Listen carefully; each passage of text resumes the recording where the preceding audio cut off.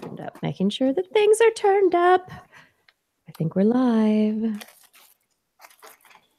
Waiting for the chat room to give me the all okay.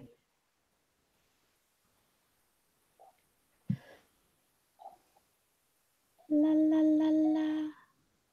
Let me turn off my email. Yeah, any audio that you have open. Okay. All right, starting. Oh, I hear an echo. I hear an echo. Where's that coming from? I don't know. Is that me? Is it you? I don't think so. I don't hear an echo. Does anybody have the TWIS window open? Do you have twis.org/live open, Michael? I don't. I don't even know what that is. All right, there we go. We're just going to go with it then. Starting in 3, 2. This is TWIS. This Week in Science, episode number 661, recorded on Wednesday, March 7th, 2018. Is there life after science? Hey, everyone. I'm Dr. Kiki, and tonight on the show, we are going to fill your heads with a magnetic flip, tattoos, and death. But first... Disclaimer, disclaimer, disclaimer. The view from wherever you are is never all that you can see. There are worlds beyond your immediate location. Galaxies out there beyond, and more numerous than the stars that you can see. And everywhere around you, there are living creatures, hidden from sight, mostly. Though hints of their existence may show up from time to time on an odd bit of cheese left half wrapped in the back of the fridge, or a sniffling drizzle that won't let you bizzle. If you have ever wondered at magic, fantasized about traveling through space, or dreamed an impossible dream, then you already know what it's like to listen to This Week in Science, coming up next.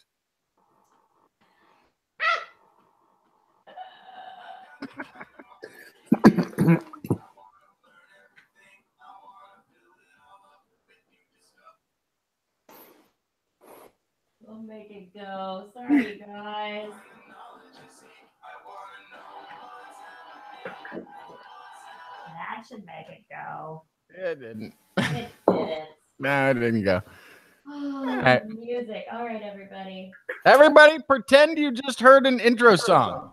What is happening right now?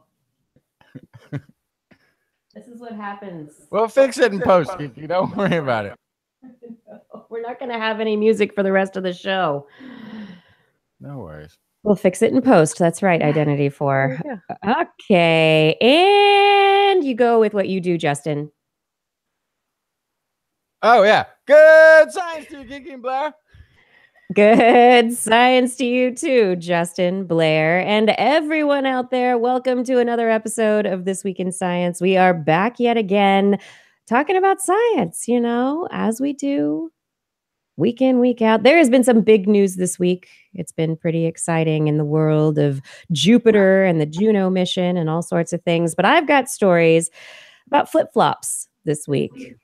Old photosynthesis, and we have an interview with skeptic and science writer and Professor Michael Shermer. Justin, what do you have for us tonight? I've got the tale of the sinking city of Sanlantis, as well as possibly some confusion over why they can't. They might have found Amelia Earhart. What? But I'm like, why don't we? I'll get to it. There's a problem with, I like problems. It's always good fodder for discussion. And Blair, what is in the animal corner tonight? Oh, I have dangerous animals. I have helpful animals, and I have the worst of all animals, squirrels. That's just your opinion. That's true, and we'll talk about that a little bit. And we'll talk about it. Good All right. Squirrels, bad squirrels, all types of squirrels. Squirrely madness. Don't get too squirrely. As we jump into the show, I would like to remind everyone that if you have not yet subscribed to our podcast, you can do so on iTunes and the Google Play podcast portal, Stitcher, Spreaker, and TuneIn. And you can find us on YouTube and Facebook just by looking for This Week in Science, or just go to twis.org. It's the portal for everything. Now is the time where I would love to introduce our guest for this evening. We are speaking tonight with Dr. Michael Shermer. He is a presidential fellow at Chapman University, founder of the Skeptic Society, and founding publisher of Skeptic Magazine. He's also a prolific science writer with a monthly column in Scientific American and several book titles under his belt on subjects related to human beliefs. He's published a new book called Heavens on Earth: The Scientific Search for the Afterlife, Immortality, and Utopia, and he is here to talk with us about it. Michael, welcome to the show. Well, thanks for having me. Good to see you guys. It's great to see you too. It's been a long time. Indeed. Yeah. Indeed. So you've written many books since I probably last saw you, but this book in particular, I mean, seriously, afterlife. I mean, those are the big questions. What happens after we die? Where do we go? I mean, people ponder this stuff all the time, but what influenced you to delve into writing a book about it? Well, I'm 63, so I guess I'm cramming for the final, just in case, you know. Right. No, you know, it's kind of an extension of my previous work. You know, I've written on science and pseudoscience, science and religion, science and God, science and morality. And so science and the afterlife was just sort of the next natural extension. Just, you know, what do we know? What does it even mean to ask the question, what happens after you die, or where do you go, or that sort of thing. And so that took me into quite an interesting world. Now, you know, there's tons of books from a religious perspective on the afterlife and heaven and so on, and how to get there, or tons of books by people that have had near-death experiences, and they describe what heaven looks like. Never seems to look quite the same from different observers. So, but what I'm bringing to it is sort of a scientist perspective on just the concept of the afterlife, immortality, and then I throw in utopia because people like to try to build a heaven on earth through genetic engineering, eugenics, engineering societies, through political or economic systems, these sorts of things. So it's kind of part of the umbrella package. But the main focus is what I call afterlife or atheists. That is, these are people that that don't want to live on through their, like Woody Allen, they don't want to live on through their work. They want to live on in their apartment. And, you know, they just want to, you know, how do we keep going? You know, so I go through the whole litany of stuff, the radical, you know, transhumanists, the radical life extensionists, the cryonicists, the people that want to upload the mind, you know, the singularity and all that, and show why none of it actually is going to work, at least not in our lifetime. But it's an interesting study on this kind of human impulse to want to keep going. And part of it is, as I begin the book with, is the paradox of death. That is, we know it's real. 100 billion people have come and gone before us, and none of them have come back. So, but yet you can't imagine what it's like to not be alive. That is, if I ask you, imagine being dead, you can't do it, because to imagine anything, you have to be alive. And so part of I think the impulse to believe in an afterlife is the fact that you can only conceive of being conscious and continuing. So I can ask you, conceive of what it's like to be under anesthesia, and all you have is, you know, boom, boom, lights out, and then I wake up, and death would just be something like you don't wake up. You know, it's just blackness. It's just nothing. And even the word nothing, no thing, it implies there's a thing. But there's not even a thing that there's no of. It's nothing. And in a way, we just kind of hit an epistemological wall at this point. You can't even talk about it.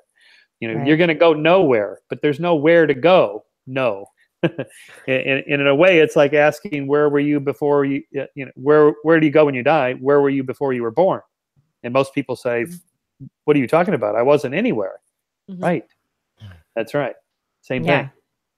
So, I mean, it seems as though that we're just escapists in our psychology. You know, it's like, okay, things aren't great here, so let's have an afterlife because things have got to be better somewhere else. I mean, is that the basis for our belief in afterlife? Does that seem to be where it boils down to? That's part of it, for sure. First of all, there's kind of a neural basis. We think we're natural-born dualists. That is, we naturally think that there are two things, corporeal and incorporeal, brain and mind, body and soul. The brain doesn't sense itself operating, so it feels like there's thoughts floating around up there that are non-corporeal, they're non-material. That's what it feels like. And like Paul Bloom's research at Yale, for example, that I write about in the book gives little preschool children a little puppet show. So you have this little mouse, and the alligator comes in and munches the mouse, and he's dead. Okay, so this is not a cheery story for children. I'm not actually sure how they kids. not sure how they got this. Well, kids got to learn about death at some point. I mean, why not with the mouse and the crocodile? I know it's kind of a brutal story. I'm not sure how the institutional research and ethics boards passed this thing. Anyway, but all the children imagine that the mouse is still somewhere. Like, oh, he's in this other place. He misses his mommy, and he's lonely, or he's thirsty, or he's hungry, or he's scared. So they imagine from a very early age. They can barely talk. Preschoolers, and they picture this other place where the little mouse is gone. So we think that the idea of an afterlife or the continuation of a soul or something like this, even if you don't have the words for it, starts very early. And then, things get grafted onto it. We have an essence, a sense that things have essences to them, called essentialism. A dog has dogness, and a cat has catness, and we have humanness or whatever. But included in that is this idea that there's something about you that's not just part of your physical body. It's also your pattern of information. So, for example, we know that that next to none of your atoms, and pretty much none of the atoms in your body, Kiki, for example, are the ones that were there 10 years ago. You've recycled most of your cells and so on. You're not the same stuff you were a decade ago. And yet you still feel like you're the same person. You look roughly the same, except maybe a couple years older. A few more wrinkles. Yeah. Yeah. But we don't care about that. It's the pattern of information that we care about. It's your genome, your connectome, your all your memories and so on. That's your soul, the scientific equivalent of the soul. And so the idea would be, like with the mind uploaders, if we could just copy all your memories and then upload them into a computer and turn it on, you'd be in there. Now, this is a kind of a scientific way of creating an afterlife, and in a minute I'll get to why that's not going to work. But religions have the same problem. When you go to heaven to be with Jesus, if you're a Christian, say, what's up there? If it's your body, because some Christian sects say, yeah, it's your body. It's your physical body is resurrected, just like Jesus was out of the tomb. Well, how old am I when I'm up there?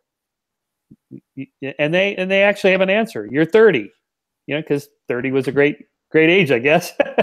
Actually, the reason for this is because that's how old Jesus was when he was crucified. Okay, so if I'm 30, I'm in heaven, I'm 30 years old. Well, I'm 63 now. What happened to all the memories, those 33 years of memories? That's part of me. Where do they go? Are they up there in that brain that's 30 years old? How can this be? Because those memories can't be there. They don't exist yet. They haven't happened yet. And no, it's just your soul. Okay, but same thing. What is your soul? It's your connectome. It's all your memories. Yeah, but the memories I have now of being, say, 30 are different than those memories were when I was 50 of being 30 and 40 of being 30. So memories are constantly updated and edited and changed. So there's no fixed you. In a way, the self is something of an illusion. There's no fixed you. It's not fixed. It's constantly changing within parameters that we kind of remember who we are from day to day, but it changes a little bit. And so both religions and scientific attempts at creating an afterlife in this way, I think, are deeply flawed. We're not going to get there. Blair, are you down? Is this gonna get you down now? I think I'm gonna have to start drinking heavily tonight. This is very sad. I have been banking on the singularity to carry me through for years now. Well, listen, I will say that if the singularity is real and all this happens, I'm not against it. If I close my eyes, I wake up and I'm up there in some iCloud, and Carl Sagan is there, and Stephen Jay Gould is there, and my parents, all these people that have gone. Okay, this is great. If this, there's some virtual reality, we go some holodeck, and I wake up and there I am. I just don't think this is very likely. I feel like it would be in the afterlife, and that digital upload would be like television, like having to watch television. Yeah, like it would just be kind of like. But part of it too is like I've never. It's one of the few things that I don't think I've looked too deeply into. Just because the idea of an afterlife has always seemed ridiculously simple. Like the Vikings are going to drink and fight each other forever. Like, okay, well, I wonder how you came up with that idea. And yeah, they get there and maybe they're 30, so we're looking great. But what do you do? Now what do you do? But the problem Right, is, it seems right. like the most boring thing to have to do for an eternity is just walk around and do you have a job? Is there heaven money? Like, what am I going to do to busy myself up Right, here? Can I right. make paintings? Is there art up there? Like, what's art like in heaven? Is it different than the art? Like, it was always just it's always been such a ridiculous sort of thing. Although I have to give for imagination, is it I think it's the Mormons. They can get a planet. Yeah, they get a planet. Yeah, They get to, and they don't say it this way. They get a planet. That's how they say it, but they get to be God.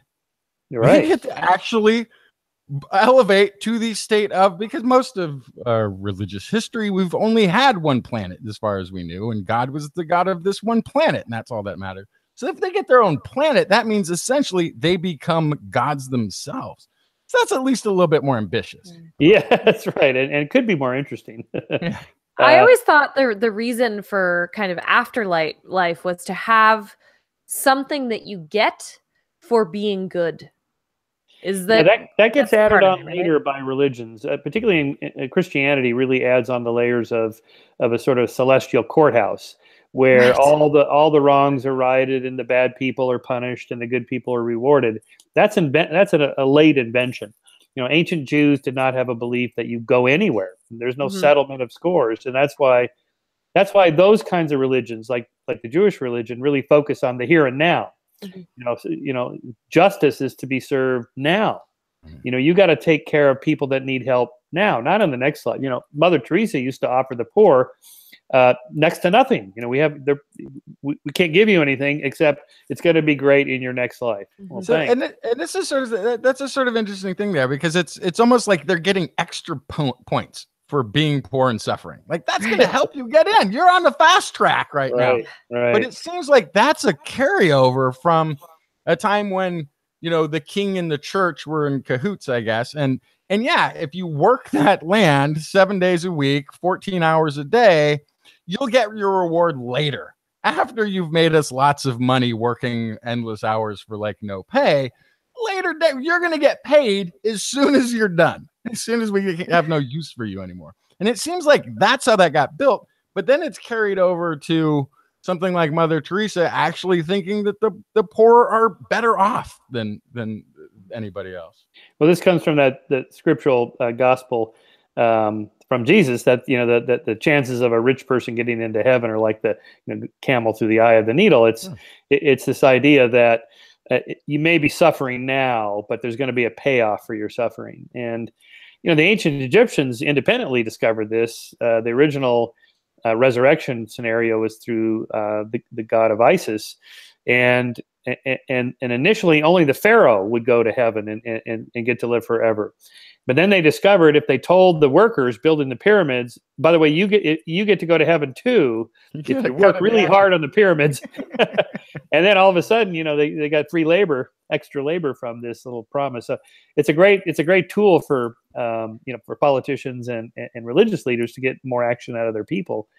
And then much later, the whole cosmic courthouse thing, you know, all scores will be settled and so on. And you could see the appeal. I definitely get the appeal of why that would feel good, because bad things happen, you know, shit happens, and to good people. So what's the explanation? And religions have never come up with a satisfactory explanation. The Odyssey, the problem of evil. Yeah. Why bad things happen to good people? So the answer, it'll all be settled later. It's like, oh, okay. But as part of that, though, again, not to take too practical a view of this, like, gosh, we're in charge of a very large territory, and we don't have like police forces that can get anywhere quickly or actually enforce people, like stopping them from killing each other. Why don't we just tell everybody that it's going to count later? Again, it'll be later, but there's a reward and payoff system for doing the simple right things that we ask you to do and being kind to each other, because there is no 911 phone line to call. That's right. That also is evolved fairly early in the development of political systems by grafting onto them an eye in the sky. Because, you know, the early police forces, or whatever they would have been called thousands of years ago, were not very extensive, so people could get away with a lot. So one of the things that states did was to say, look, here's a copy of the rules. Everybody gets a copy. If you break them, here are the sets of punishments you're going to get. And if we don't catch you and you think you got away with it, there's this eye in the sky watching everything. And so it's a sort of shadow of enforcement, that there's an internal policeman that has to govern your behavior with the idea that there's some eternal punishment and somebody's going to know. It's sort of like Santa Claus, right? Santa Claus, right? He knows what you're doing. Yeah, so that's why Christopher Hitchens called the Christian heaven celestial North Korea. It's like there's this dictator up there that's all powerful and knows everything and is going to control your. This does not sound like an appealing place to go, but this is the idea. Yeah, it was interesting in the beginning of the book when you're talking about the idea of heaven versus hell, and that more people believe in heaven than the number of people that believe in hell. And yeah, it's kind of it's sort of the over-optimism bias at work there.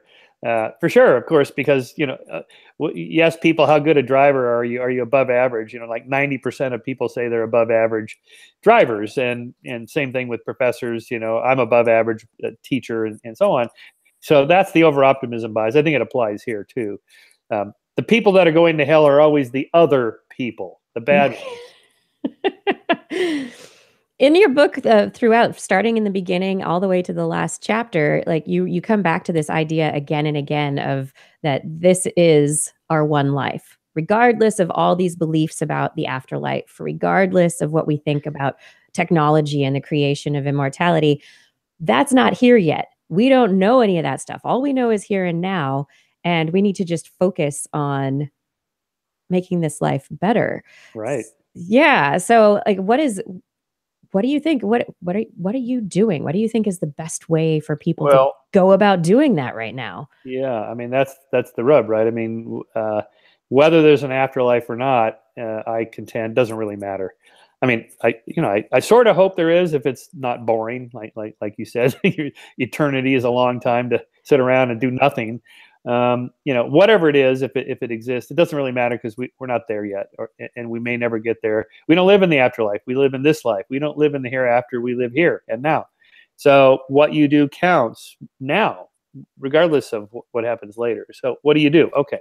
So the last chapter of the book, I kind of outline what psychologists know about what makes people happy, what gives them fulfilling, purposeful lives. And it's not just being plugged into the morphine drip, just taking heroin all day, doing lines of cocaine and drinking with your friends. In other words, just the hedonistic pure pleasure. This doesn't do it for most people. They need something. There isn't heaven like that? I might have to reassess this. All there isn't an afterlife. That just sounds like a fun party. There are places in LA where you can do this if you have enough money.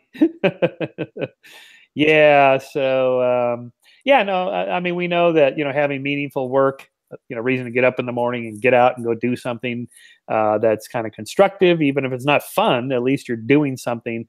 Having family, friends, some kind of loving relationship, somebody that cares for you, that you care for. These things, make people more fulfilled and happy. Having some kind of something that takes you out of your own ego, like helping the soup kitchens, donating to nonprofits, doing these kinds of shows, even if you don't make a lot of money at it, it's like, hey, we're changing the world. We're bringing science every week to people because it's cool, and so on. And then finally, some kind of spiritual element, whatever that is. It doesn't have to be in church praying. It can be meditating, long walks on the beach, listening to music, dance, hiking, just something that kind of takes you out of the mundane, everyday work life schedule and doing something completely different. That seems to make people feel better.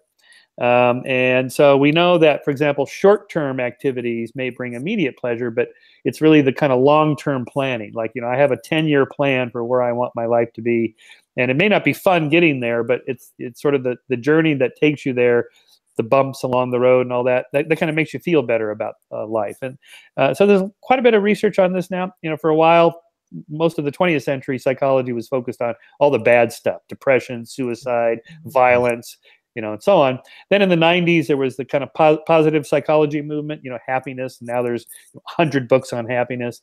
And now we're kind of moving toward okay, let's get past the bliss state that everybody wants to be in. So supposedly, what people really want is things that don't make them necessarily feel happy at the moment, but in the long term feel better. So fulfilling or rich existence. Yes, a richer existence, right. And sometimes that's not fun to do. So the simplest example is working out. Like I go ride my bike every day. And when I ride with the guys and we go pretty hard, it's not fun. I'm not having fun. I'm not happy doing it. But you know, when I get back home, it's like, yeah, I had a good workout. I feel good now. I know this is good for my health and longevity and the endorphins and all that stuff. You know, so it's sort of like I'm paying a down payment now to feel better later, that kind of thing. So you know, that kind of hard work. I mean, most of my job I don't particularly like doing all the time, but you know, it kind of leads to more fulfilling. You know, you finish the book, you know, and the book is like, yeah, okay, now that feels good to have done the book, but the actual writing of it it's not always fun. You know, it's like, oh damn, I got to do another chapter. Okay, I got to come on, Shermer, you can do it. Yeah. Right. Actually make yourself get through it. So meditation is something that a lot of people have said is beneficial to health. And you have a very wonderful long chapter about your investigations personally in trying out meditation and in dealing with Deepak Chopra. Are you do you meditate now in addition to cycling? I failed at the meditation thing. I can't do it. A lot of people, you know, in fact, supposedly everybody goes through this thing. I just never got through the breakthrough point. You got to really grind it out. And but I thought, okay, you know, I've been a long time sort of opponent of Deepak Chopra. We've known each other since the 90s and kind of long-term enemies, as it were. Now we're frenemies. You know, we don't agree on everything, but at least I have a better understanding where he's coming from. And I did that for the book because I wanted to capture not just the Western ideas of religious afterlives, but what are the Eastern traditions, Buddhism, Hinduism, Taoism? What do they think about life and death and the afterlife and immortality and all that? Okay, so Deepak was sort of my window into that world because he's kind of a Western version of that. There's a lot of books now on Western Buddhism and meditation, and everybody's into meditation. So I just can't do it. I'm just sitting there with my eyes closed thinking, oh my God, I'm so bored. And I just can't do it. So I had a dream of my past life once. In the dream, somehow I was cognizant that this was a past life, and I was this small Arctic bird, and I was just a young bird, and I was just about to fly for the first time, and I was trying, and I go, wow, this is amazing. I was a bird in my past life, and then in the dream, because this is what my mind does, it goes, wait a sec, maybe this isn't the dream. Maybe I've been reincarnated as a bird. Maybe something happened and I died. Right. And Justin, what did you eat? I'm a lucid dreamer. So I posed a question in a dream. And there are people that are like you, lucid dreamers. And now there's kind of a movement to try to learn to control it. Like where if you go to bed tonight, you might plant this idea as you start to drift off of being a bird. And you might have a fantastic dream about be a bird or whatever. So the problem with my lucid dreaming is that it has my same attention deficit. Right? So I'm in the dream, I start posing other questions, and I'm like, isn't it weird though that I'm a bird now and I'm speaking English? Like, do all birds have English internal dialogues or from the past? So yeah, and then it ruins the dream, and then the dream takes off, and you try to control it, but wouldn't it be weird if you died and went to heaven and found out that actually you are a bird, and this business about being a human on a show is just a dream?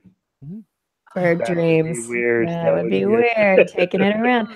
So the question of reincarnation. Yeah. Like how does that tie in? Yeah. So the three lines of evidence that I cover in the book about that there is an afterlife and we do have evidence for it is near-death experiences, reincarnation, and anomalous psychological experiences. So NDEs, for example, we know we can replicate them in labs, stimulating parts of the temporal lobe, or oxygen deprivation.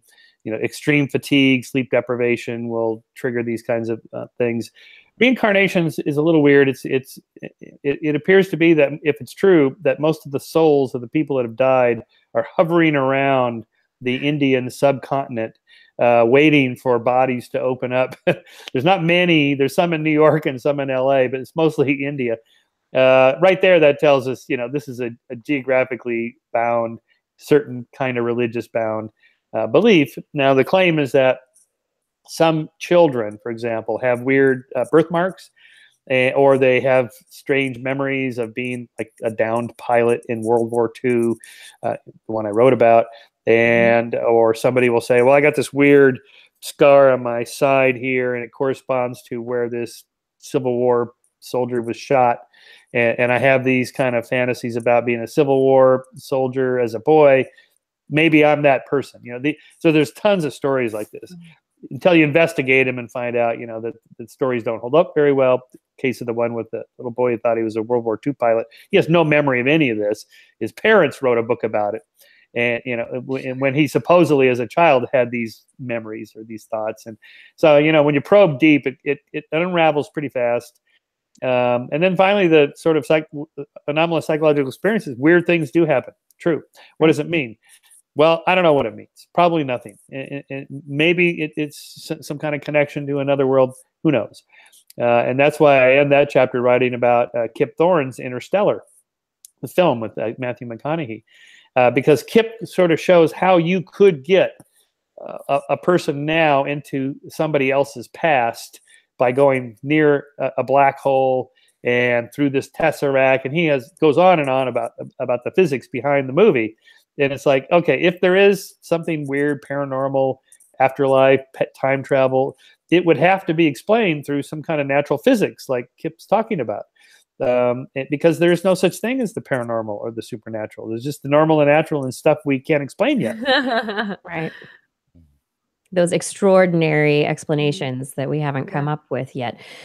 So you also mentioned when you were bringing up everything in the beginning, the utopia aspect. So what goes wrong when we try to create heaven on earth? I mean, is it because we got kicked out of Eden and we're just a mess to begin with and there's no going back? Yeah, in a way, the Eden story is a common one, that there was a golden age in which things were great and things are terrible now. And so if you vote for me, we'll make it great again. You might have heard this recently. That's an old story. I mean, there's, pretty much every leader, a person who wants to be a leader will say, follow me and I'll take us back to this blissful state that used to be.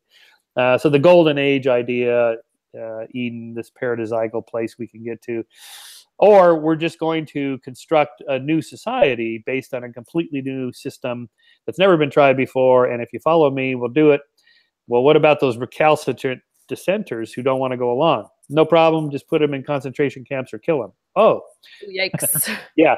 So you get everything from the Jim Jones's little sects and cults to, major states like communist states, in which are trying to engineer society. And they always fail because of human nature. We're too varied in our interests and needs and wants and abilities and so on, that there is no system. You said, what's the best system by which we should live? There's no answer to that question, because there isn't any one system.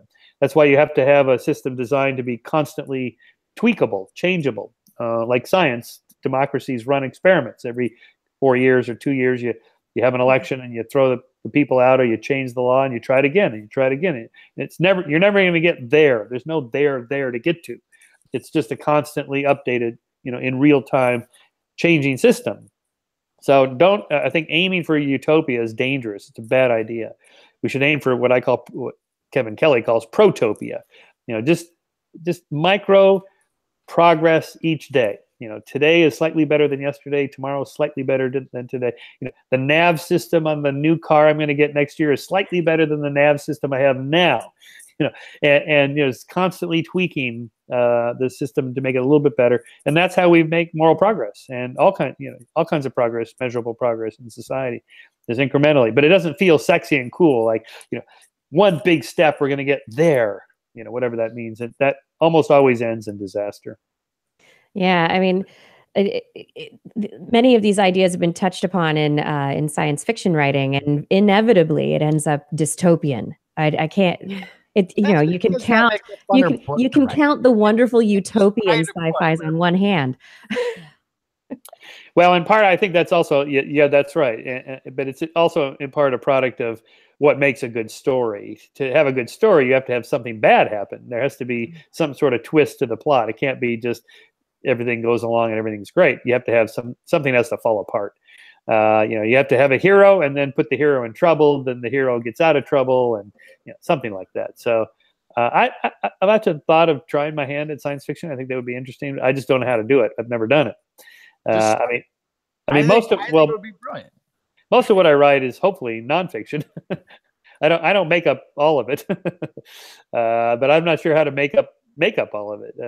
But that would be a good, like Sagan did with Contact. It's a way of injecting real good science, or like Kip Thorne did with Interstellar, into a film, because you could deliver science to so many more people through the visual media, and particularly storytelling, because we're storytelling animals. We love just delivering a message or a piece of knowledge through the film media, visual media. There's nothing better than that. It just injects it right into the brain. And Kip was just telling me about how he worked with the CGI people for Interstellar. Like, what does a black hole look like? It's black. How do we show it? On the screen, you got to have a visual. Okay, so Kip says, well, you got the gravitational lensing and the stars behind it, and then the gas falling into it from the nearby star. Okay, what does that look like? Here's the equations. I don't understand the equations. Okay, let's translate them. Okay, so anyway, it's an interesting story about how to do that. But I think the future of science communication and popularization is going to have to be in the visual medium. Yeah. I wonder. I mean, there is so much advancement right now, like in virtual reality. There's advancement, just more and more video being uploaded to the web. People have their devices they carry around with them all the time. You go to the airport and someone's sitting on the floor watching a television program on their iPad, and you're like, "What? You're not connected to your house anymore. You're just taking it with you." Yeah, so that's right. That's right. Yeah, and when self-driving cars are complete, we'll just watch movies when we're driving around, or TV shows, or YouTube cat videos, or something. Or read books. I don't know. I do audiobooks, actually. I drive a lot because I live in Southern California, but audiobooks, teaching company courses, but now podcasts. The podcast world has exploded just in the last 3 or 4 years. And there's so much great content. It's unbelievable how good the content is. And the reason I think it's going to win out in the long run, for the most part, over television, is that it gives you a deep dive. We can talk for half an hour, or if you're on Joe Rogan's podcast, 3 or 4 hours about a particular subject or whatever happens to come up. You go on CNN, you get 6 minutes. Yeah. What can you say in 6 minutes? I tell you about that too, because a lot of the kids growing up are playing video games for recreation. When I was a kid, you sat down and you watched a thing that was played at you, and you were just an observer for it. The kids, they're going to be hitting buttons nowadays. They're going to be in there. It's interactive. They're part of the adventure. They're making their own decisions as they go through the game. I don't see them wanting more media that just talks at them. They're going to have to be more tactically involved. And then, their next step, this virtual reality, it's immersive now. And instead of just, I don't want to have this controller that I have to hit buttons. I just want to be able to walk around in it and enjoy it. Right. There's also the question that's been brought up recently about the newer technologies related to computers being able to generate video of people de novo. So, taking little tiny mini clips of, say, a past president or a current president or any celebrity, you could create with algorithms, be able to create the voice. You have a script and feed the script into the computer program, and it will collect the clips of video and audio and put it together into a nice seamless video that could make it seem like something happened that never happened. And so, I mean, we're talking about the afterlife, immortality, what you leave behind, but this also leads to these questions of, what is reality anyway?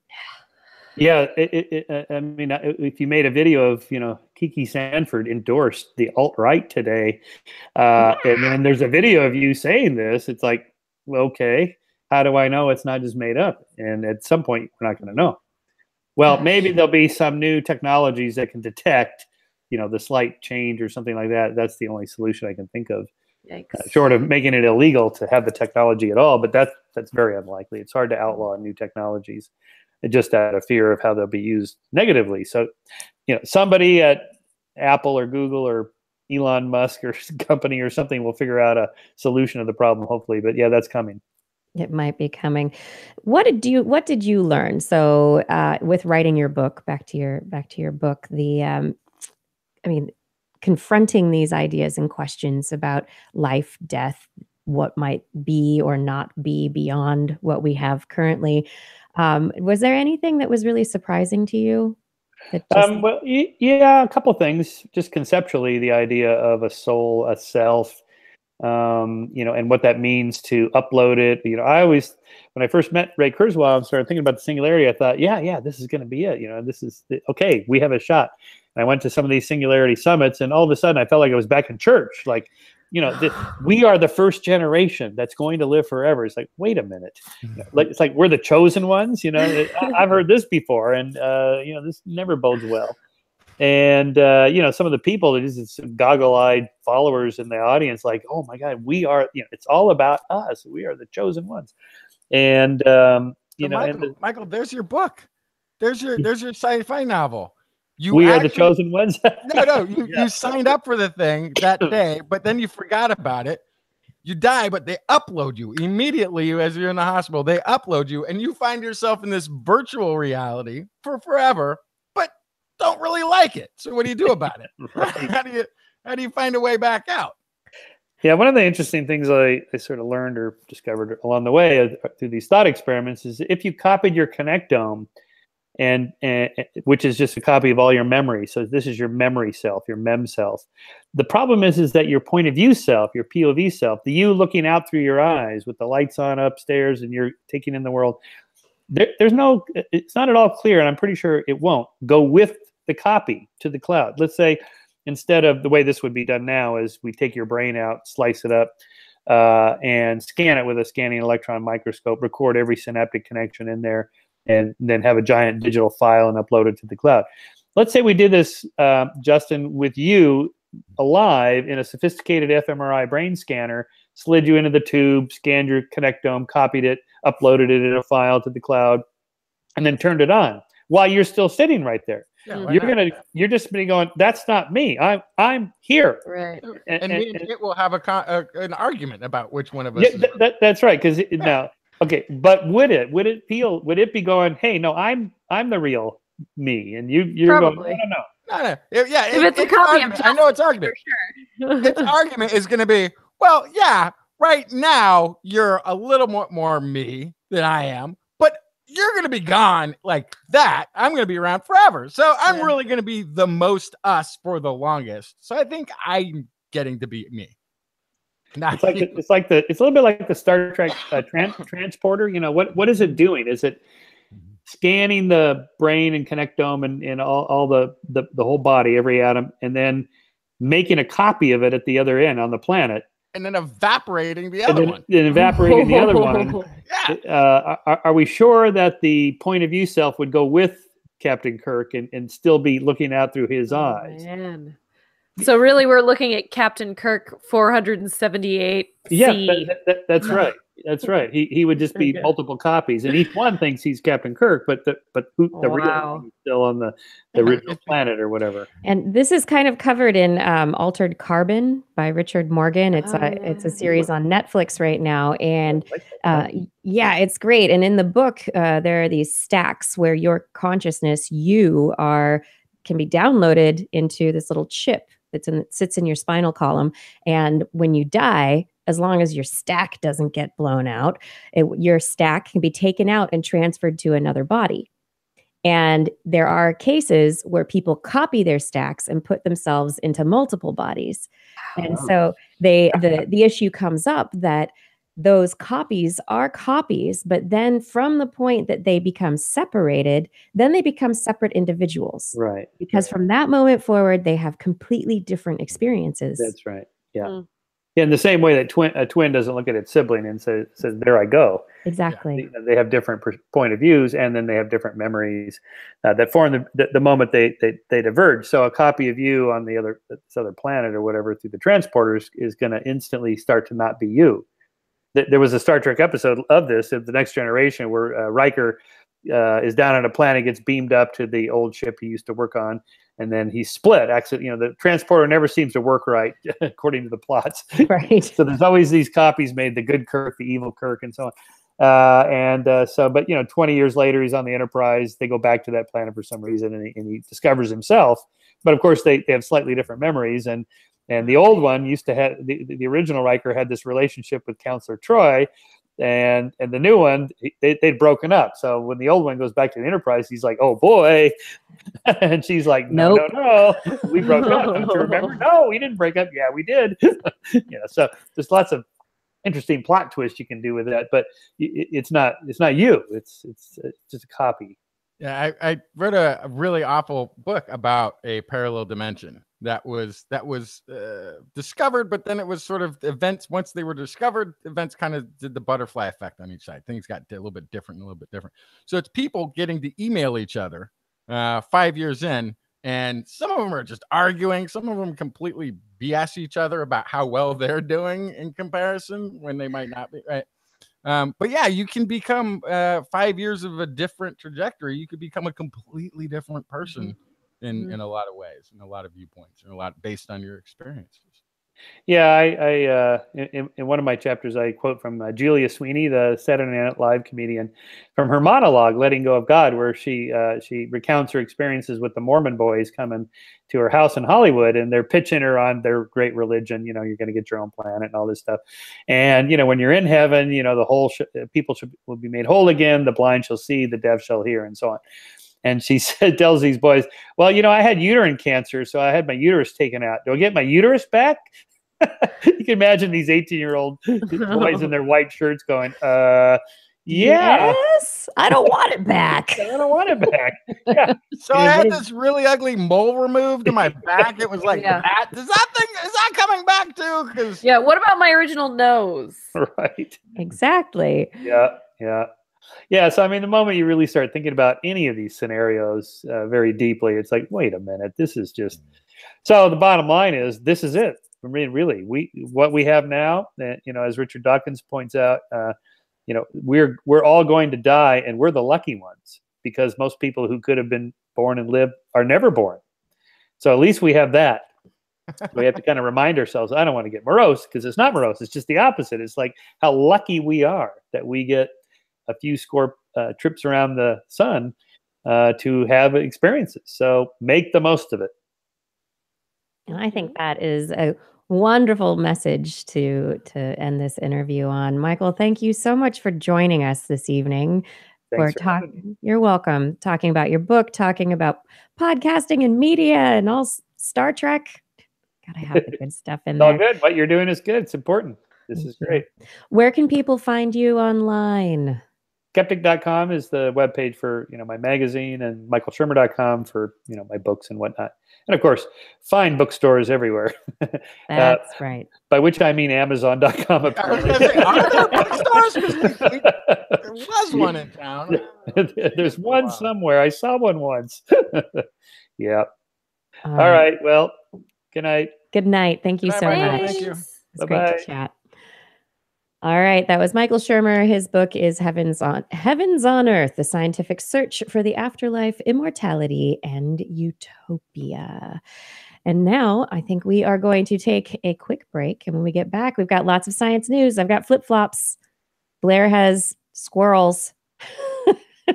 And Justin, you've got to tell me about Amelia Earhart. So, they found her, maybe. Yeah. So we will be back with all of that in just a moment. Stay tuned.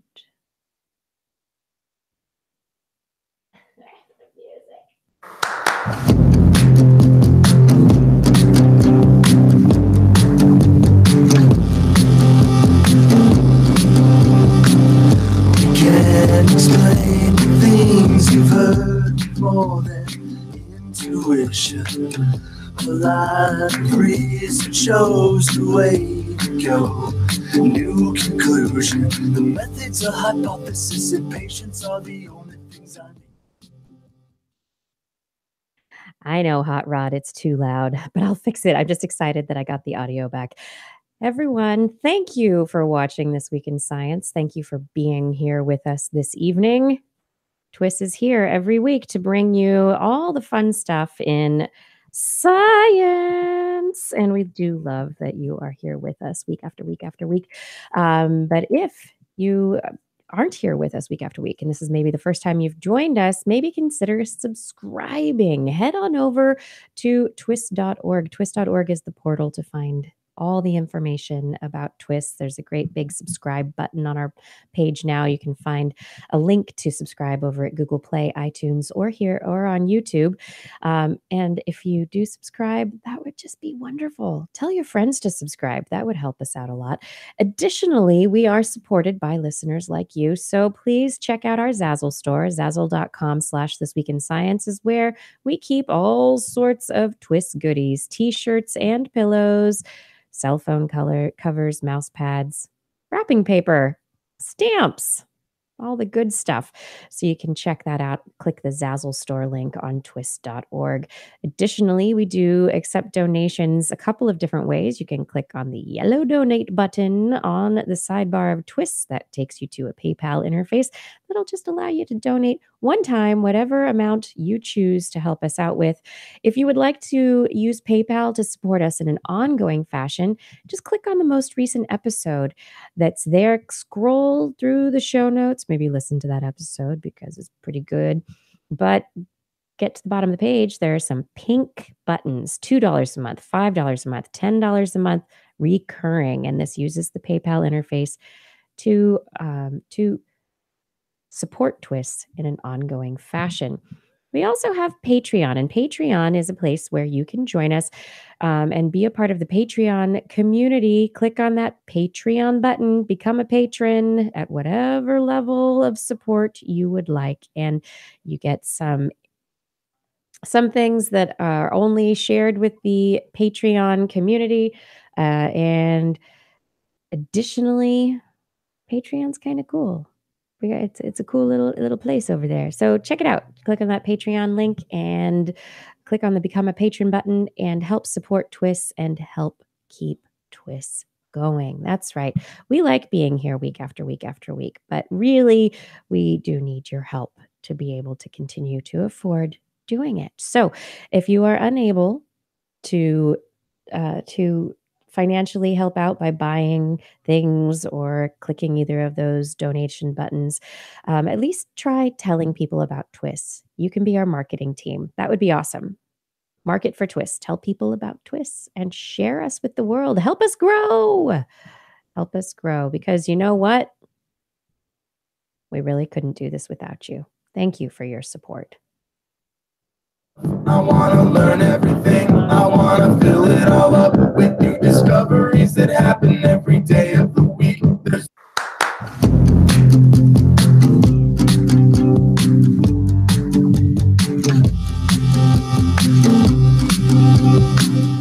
We can explain things you've heard with more than intuition. A lot of reason shows the way to go. New conclusion. The methods of hypothesis and patience are the only things I need. Put on a pair of goggles and go looking for the things I couldn't see. And we are back with more This Week in Science. Oh my goodness, we've got science stories. You ready for some flip-flops? Yeah, flippy floppies. Flippy floppies. I'm on a boat with my flippy floppies. No, I'm in an ancient African hut doing flippy floppies. This is a really interesting study, actually. So have you heard of this ongoing story of the flipping of the Earth's magnetic poles? Yeah, there's been evidence of that. Yes. So every couple of hundred, or it's 23,000 years, I think, is the years between the reversals. Or so, I don't remember exactly, but every so often, pole reversals happen. Oh, it says here in this article, every 200 to 300,000 years or so. So not 23,000. Right around the corner. Right around the corner. But according to the geological record, it's only been about 780,000 years since the last time the magnetic poles reversed. So if they were reversing every 200 to 300,000 years, there should have been a couple of reversals, but there haven't. And so now scientists are like, pole reversal is imminent, because they're looking at the magnetic field of the Earth and seeing some fluctuations. But I mean, really, truly, how long have we been looking at the magnetic field of the Earth in the way that we are currently dissecting it, right? Regardless, the Earth's magnetic field is not just suddenly going to flip, and it's not going to suddenly put us into a lot of existential angst. That's not going to happen right away. But there is a spot that straddles across South America and Southern Africa. It's this kind of wide spot, and researchers call it the South Atlantic Anomaly. And this is a spot where the magnetic field gets weak. It's weakening out. It's not as strong as it should be. And so, like you mentioned, Justin, we can look at rocks that contain iron particles, or particles that get oriented when the rock is molten or heated, right? And those particles get oriented along the magnetic field. And so then they can look to see which way the magnetic field's going, how strong the magnetic field is in different layers or strata of the geologic record. But the record is really biased toward the north. We don't have as much evidence for the south. I mean, there's a lot of ocean and stuff. More than 90% of the data from the last 2,000 years of our magnetic field information comes from the northern hemisphere, not the southern hemisphere. However, this South Atlantic anomaly is an anomaly, and so researchers are super interested in it. And they found this amazing source of data of these flip-flops, this magnetic weakening and the flipping and the flopping of the magnetic field in this area. You want to know how, what, why? Yes. How about why? This goes into African history. So this group of African people who lived in their huts, and they lived in this particular valley, the Limpopo River Valley in what's now Botswana, South Africa, and also Zimbabwe. In this area, every once in a while, there would be drought. And the people decided that because there was drought, they should burn down their villages. Just take everything they have, their grain, their village, their huts, all this stuff, burn it all down as an offering to the gods. And then hopefully they would get their rains back. Right? So it was this culture, this tribal cultural thing that they were doing. But their huts were made out of clay. And when the clay was burned at really high temperatures, it enabled the minerals in the clay to be stabilized and oriented to the magnetic field. And so, and if they're in one of these anomaly spots where it's going up past them, back down, yes. there.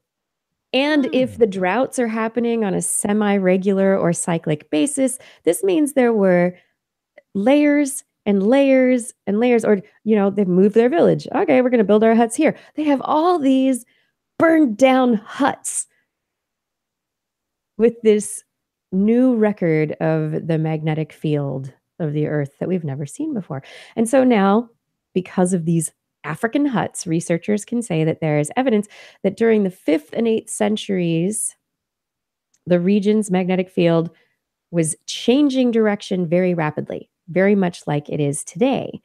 And so the researchers are arguing that this anomaly, the South Atlantic anomaly, is just the latest happening in an ongoing cyclic phenomena. That this area has always had these spikes and changing magnetic fields in this weakening area. And it might have something to do with the magnetic poles shifting, but more likely it has something to do with a large, what they think is a dense region of rock deep below Africa that lies at the core mantle boundary. They think there is just something really dense down there, and they call it the African Large Low Shear Velocity Province. And that this big chunk of rock that's deep within the earth might create eddies in the circulation of the molten material underneath the surface of the earth, and those eddies might be influencing the magnetic field and how we measure it up here on the surface. That said, it's just a few huts. It's also, we haven't looked at it that long, so we don't know for sure, but they don't think that this particular anomaly that is being seen is really indicating or indicative that the Earth's magnetic field is going to flip. Okay. You heard it here from the magnetic huts. I mean, we're mostly figuring out what direction we point with GPS now anyway. So even if it messes up our compasses, it shouldn't really matter. Yeah. And if it really did flip, it'd be like, oh, so now I know the red pointy thing on my compass is south now. Yeah. Okay. Yeah. I can adjust. But what I mean, no one's using compasses anymore anyway. Yeah. Well, it's what they think is during these magnetic flip periods when the poles switch, that there are temporary poles that There's pop like a up. turbulent intermediary period where there are lots of different multiple mini poles pop up around the surface of the earth, and the big thing is that those, yes, we use GPS, but if there is any magnetic related sensing electronics in that region, they can be disrupted. And also in areas like above the southern anomaly, if you have a weakening magnetic field in that area, satellites that fly over it won't be as protected from cosmic rays and solar radiation, because our magnetic field is what keeps the radiative particles that cause lots of problems, cause lots of damage, keeps most of them away. And so when the magnetic field weakens, a lot of them could get in, could damage satellites, could damage other electronics, could also influence human health. So suddenly you don't have GPS, Blair, and the compass I have a terrible won't work. sunburn. Oh. And the compass won't work. You're going to have to be able to tell direction by the stars and the position of the sun. You're going to have to shadow navigate your way around. I'm doomed. Which is an interesting point there, actually, because we look at different animals around the world. There are birds and sea turtles who not only use the sun compass and star compasses to navigate, but they also use magnetic fields and polarized light.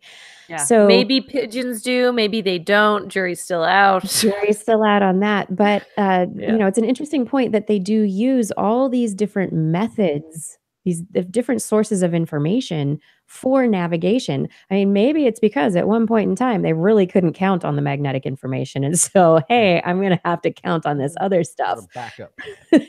Or maybe at one point in time, animals, maybe there was a magnetic shift and the animals gained the ability to navigate using magnetic fields and then still have it as a result, even though things might have changed since.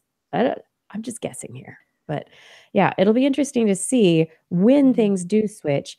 Are the animals going to keep up? Are they going to be flying south for the summer, north for the winter? And when will this be happening again? Tomorrow. Oh, okay. I'm ready. It already happened. You missed it. Oh. I don't know. We don't know. There is no way of estimating. And so that is one of the big things. This is You got it. Yeah, this is one of those big things. Magnetic fields, they may or may not flip at some point while you're alive. We don't know. This is not something you should really worry or concern yourself with because there's nothing you can do about it. So let's get on with making our lives great. My money's on not in this lifetime. Yes. My other story is that there's a new study out in an open access journal called Helion, and a researcher from Imperial College London published about their studies of the molecular machines responsible for photosynthesis. And they think, based on their analyses of the evolution of particular aspects of the photosynthetic machinery, the process might have evolved at least 1 billion years earlier than we thought. Possibly right after the origin of life on Earth, bacteria were created even before the origin of cyanobacteria. That bacteria may have been producing oxygen and releasing oxygen into the atmosphere. There may have been oxygen as long ago as 3.6 billion years on the surface of the Earth. Yes. So the study by this Dr. Tanai Cardona says the research can help to solve the controversy around when organisms started producing oxygen, something that was vital to the evolution of life on Earth. It also suggests that the microorganisms we previously believed to be the first to produce oxygen evolved later, and that it was much simpler bacteria that were producing oxygen first. And that this photosynthetic ability might have been doing what it does for a lot longer than we think. It's 1 billion years. That's quite the error bar on that one. Yeah, but it's still within the whole, like, you know, it means that any planet that has access to a sun and a good solvent has a good chance of having life on it pretty darn quick. Yeah, so there are a couple of processes. There are a couple of structures that are involved in photosynthesis. One of them is called photosystem 1. But there are two forms of photosynthesis, and one of them creates oxygen, and another does not. Anoxygenic photosynthesis uses compounds like hydrogen sulfide, or it releases oxygen, but it doesn't use oxygen in the process. So water's not involved. So where oxygenic photosynthesis takes energy to split water and releases oxygen from that, anoxic photosynthesis uses hydrogen sulfide or iron or arsenic instead of water, and it doesn't produce oxygen. There it goes. It doesn't produce oxygen.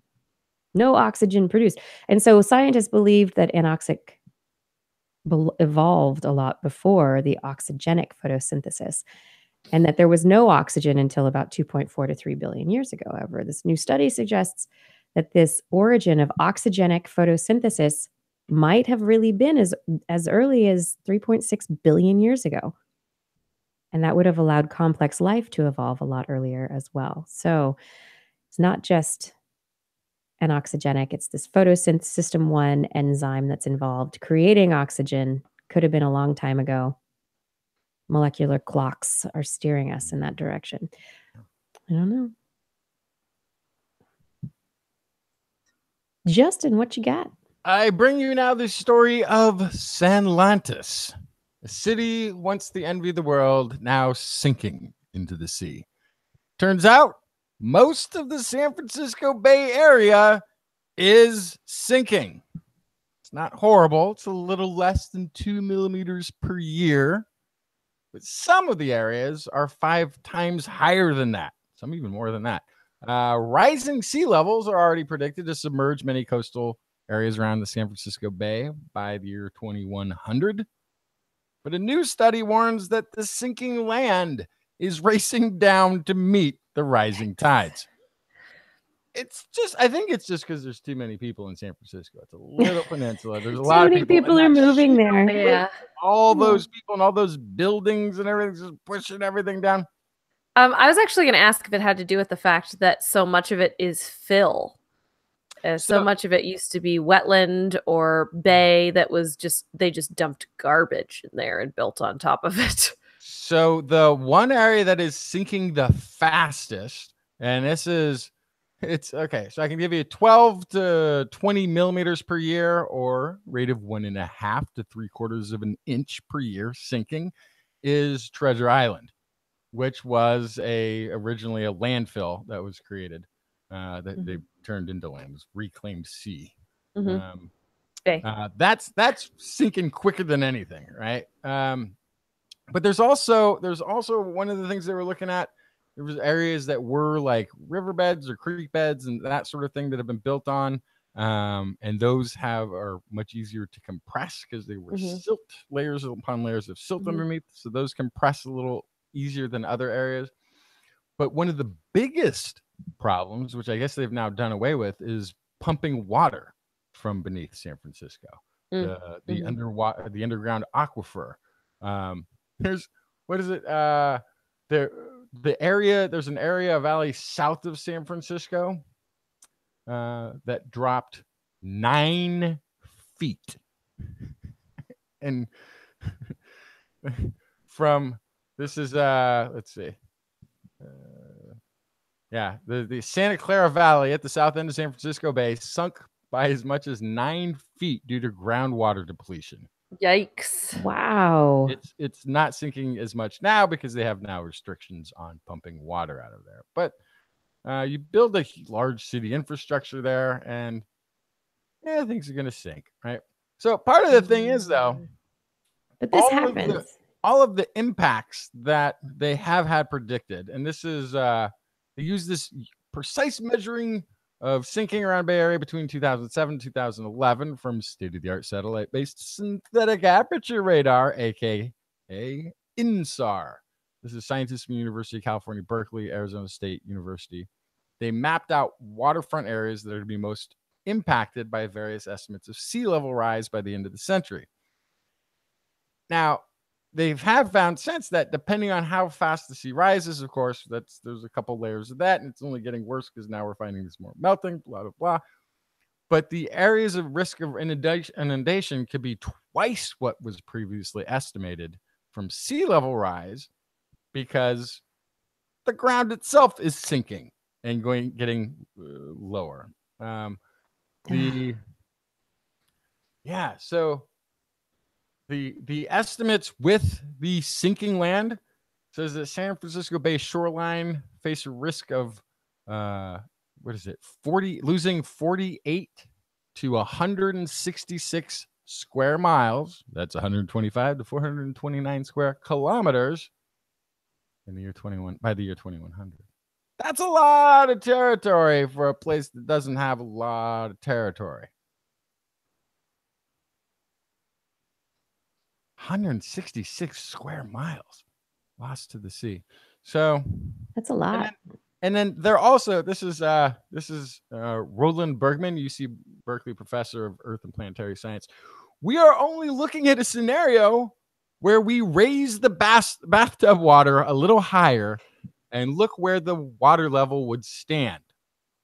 But what if we have 100-year storm, which, as we've talked about, won't be every 100 years, could be every 10. Or king tides or other scenarios of peak water level change. We are providing an average. The actual area that would be flooded by peak rainfall and runoff and storm surges is much larger. So even the estimate that they had that they found out was worse is actually still not as bad as it's likely going to be. Mm-hmm. Mm-hmm. So that means property values in the Bay Area are even going to go up, and rent prices will also increase. Everything's going to go up. Although with that, there will be instead of Ubering around, you'll be gondolas or gondola. Yeah, gondolas and canoers who will take you from place to place. People who own boats, they're going to clean up. Mm-hmm. Right? Yeah, the canals of San Francisco. All right. Well, should I read right now? I think I'm going to read right now. Yeah. This week in What Has Science Done For Me Lately? This letter comes from Ashish. He writes in, "Hi, Dr. Kiki. I've been a listener of the show since your appearance on Talk Nerdy, and since then I've been wondering what story I should tell. Should I tell how I became a scientist and how I can help make medical procedures better? Should I tell about my first ever journey in an ambulance? But then this happened. My father had a major heart attack. He had an angioplasty and everything's fine. But that is not what my story is. My story is about how science has given me critical thinking, because of which I could butt heads with my relatives whose alternative views would have affected the care that my father got. I come from India, where the health industry is rife with homeopathy and alternative treatments, and without an exception, every relative said the same thing. I know this guy who had multiple blockages and he did not get an angioplasty and he's doing better than before. I know this guy who treated his heart problem with homeopathy. No matter how much data you show them, it seems impossible to change their views. And pat comes their reply. But what would you say about the guy who it really helped? On top of that, it's disheartening when the government proposes a bridge course to homeopaths, which will allow them to practice normal medicine like a normal doctor. But, well, in the end, I am content that I am able to take, at times, force decisions about my parents' healthcare from all the scientific knowledge that I was able to gain with their support, help, and encouragement. Happy science to everyone.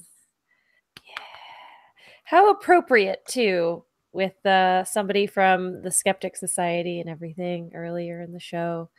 This is exactly what it's all about. It's about using science to the betterment of people that you really care about.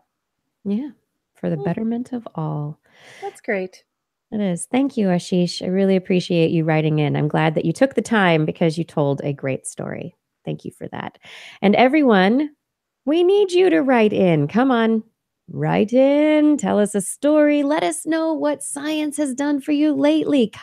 Blair loves the sonnets. If you've got sonnets for her, we've had a few of those, which have been fantastic.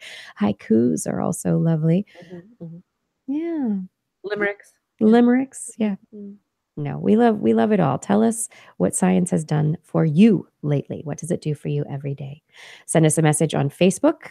Facebook.com/thisweekinscience, or leave me an email, send me an email at Kirsten@thisweekinscience.com. I'm going to fill this segment of the show with your answers, your letters, for as long as we can. Let's keep it going till Earth Day, at least 1 year. Ooh, how about a jingle or a song? Send us a little audio file. We could play it on the show. We could do that too. Absolutely. Absolutely. This is This Week in Science, everyone. And if you just tuned in, it's time for Blair's Animal Corner. Of course, I let the computer go to sleep back here, so the music's going to be a second. Blair's Animal Corner with Blair. What you got, Blair? She loves our creatures, great and small. Biped, millipede, no pet at all. If you want to hear about animals, she's your girl. Except for giant pandas and squirrels. There's Animal Corner. What you got, Blair? Let's talk about the squirrels. Yes, let's. So squirrels, turns out, are in cahoots with another, we could call it an animal I have a respectful distance from, and that is martens in the United Kingdom. Yes. So listeners to the show may recall that I had a run-in with a marten a few years ago, but squirrels and martens working together in the United Kingdom. So in Europe, there are gray squirrels that are invasive. They're the North American gray squirrels we're so familiar with, and the ones that I mostly have a vendetta against. And they are very good at getting what they need and using unusual habitats and resources to survive, which is why they can be kind of pesky sometimes. And it's why it's a huge problem in Europe, because they are actually pushing out the red squirrel, which is their native squirrel. They call them little and cute with ear tufts, and the British are very, very, very proud of their red squirrel. And so the decline of the red squirrel due to the encroachment of the gray squirrel has been a problem for a lot of people in the United Kingdom. They have also at the same time seen a recession of pine martens on a lot of their historical territory. So this new research from the University of Massachusetts Amherst, the University of Aberdeen, Scotland, and Waterford Institute of Technology in Ireland found that native pine marten populations are actually starting to rebound. And as a result of that, they are starting to drive away the invasive gray squirrels. They say that the study has confirmed exposure of pine martens has a strong negative effect on gray squirrel populations, whereas they have the opposite effect in red squirrel populations. So red squirrel populations are actually growing as a result of martens in their areas. So pine martens are rebounding. So what happened to the pine martens originally to cause their populations to decline? And then why are they coming back now? Yeah, that's a great question. So as with many carnivores or predators in areas where there's humans, they don't want those predators where they have livestock, where they have pets, or where they're just people. And so there's been kind of this pushback, kind of pushing the martens away, just like also in the area here in the United States and on the west coast of the United States, we used to have river otters and sea otters all over the coast. And both of those animals have disappeared, partially due to poaching, but also due to encroachment from human populations. So we are now starting to see kind of across the world, this is actually a really exciting thing, is that historical populations of a lot of animals are starting to rebound because in the past 20, 30 years, humans have kind of gone, oh, maybe there are benefits to having historical populations of certain species. So the pine martens, they're not being hunted as much. They're not being pushed away. They're being allowed to be in a lot of their historical territories. And so their populations are rebounding. And as a result of that, the gray squirrels are starting to disappear and the red squirrels populations are increasing. So this is the idea that the enemy of my enemy is my friend. The marten, the enemy of the gray squirrel, is therefore the friend of the red squirrel. But I think what's really interesting about this is that the red squirrel is not being predated upon by the martens. So is it the martens don't want the red squirrels, but they want the gray squirrels? Or are the red squirrels savvy to how to avoid martens because they have evolutionarily kind of grown up in the same space?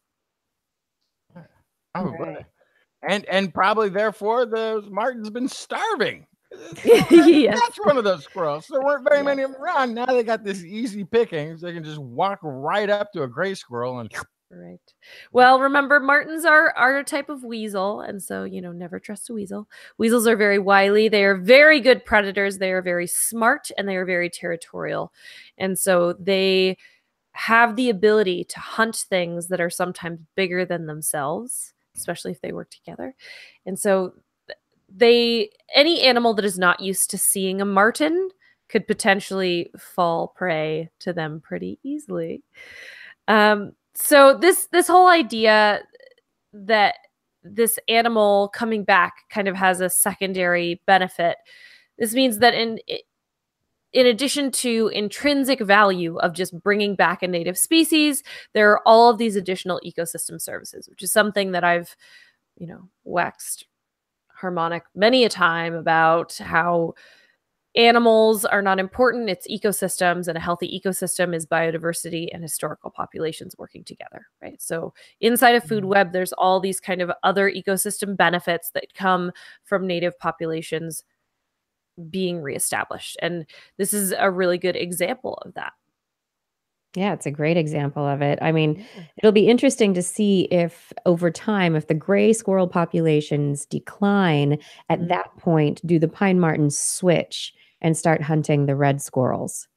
Yeah, that's a great question. Because if at one point there was no gray squirrel, right, and there were just the pine marten and the red squirrel, I'm sure the pine marten was eating the red squirrel all the time at that then, but then the pine martens went away, red squirrels were there. Oh, there's a room. The gray squirrels are coming. The gray squirrels now are displacing the red squirrels, but gray squirrels, oh, there's more of you and you're tastier. So pine martens are going to eat you now that they're coming back. So I wonder how the whole dynamics will play out if it does ever come back into something of a homeostasis. Yeah. So a quick Google tells me that pine martens normally eat voles, mice, squirrels, rabbits, birds, and amphibians, and they also eat a lot of carrion things that are already dead, leftovers. So it sounds like squirrels are part of a balanced diet for the marten. But my guess is that it's just part of the diet, especially if the red squirrels are really hard to catch. They're going to go for other things that might be easier to catch lower to the ground. And so a squirrel here or there is good for the general population. But when you see essentially dumb gray squirrels all over, it's like potato chips and it's easy prey and they're just going for it. So instead of an additional predator in the area being additional stress on an already stressed population of red squirrels, bringing in these predators is actually reducing stress. So nice. But you don't know that's how it's always going to turn out. No, but you know what? It's a good guess if it's a historically established species in that area. Yeah. Yeah. And speaking of, this is the perfect tie-in to my second story, which is all about natural pesticides. So you think about pesticides, of course, we think about things that come in a spray bottle, lots of chemicals.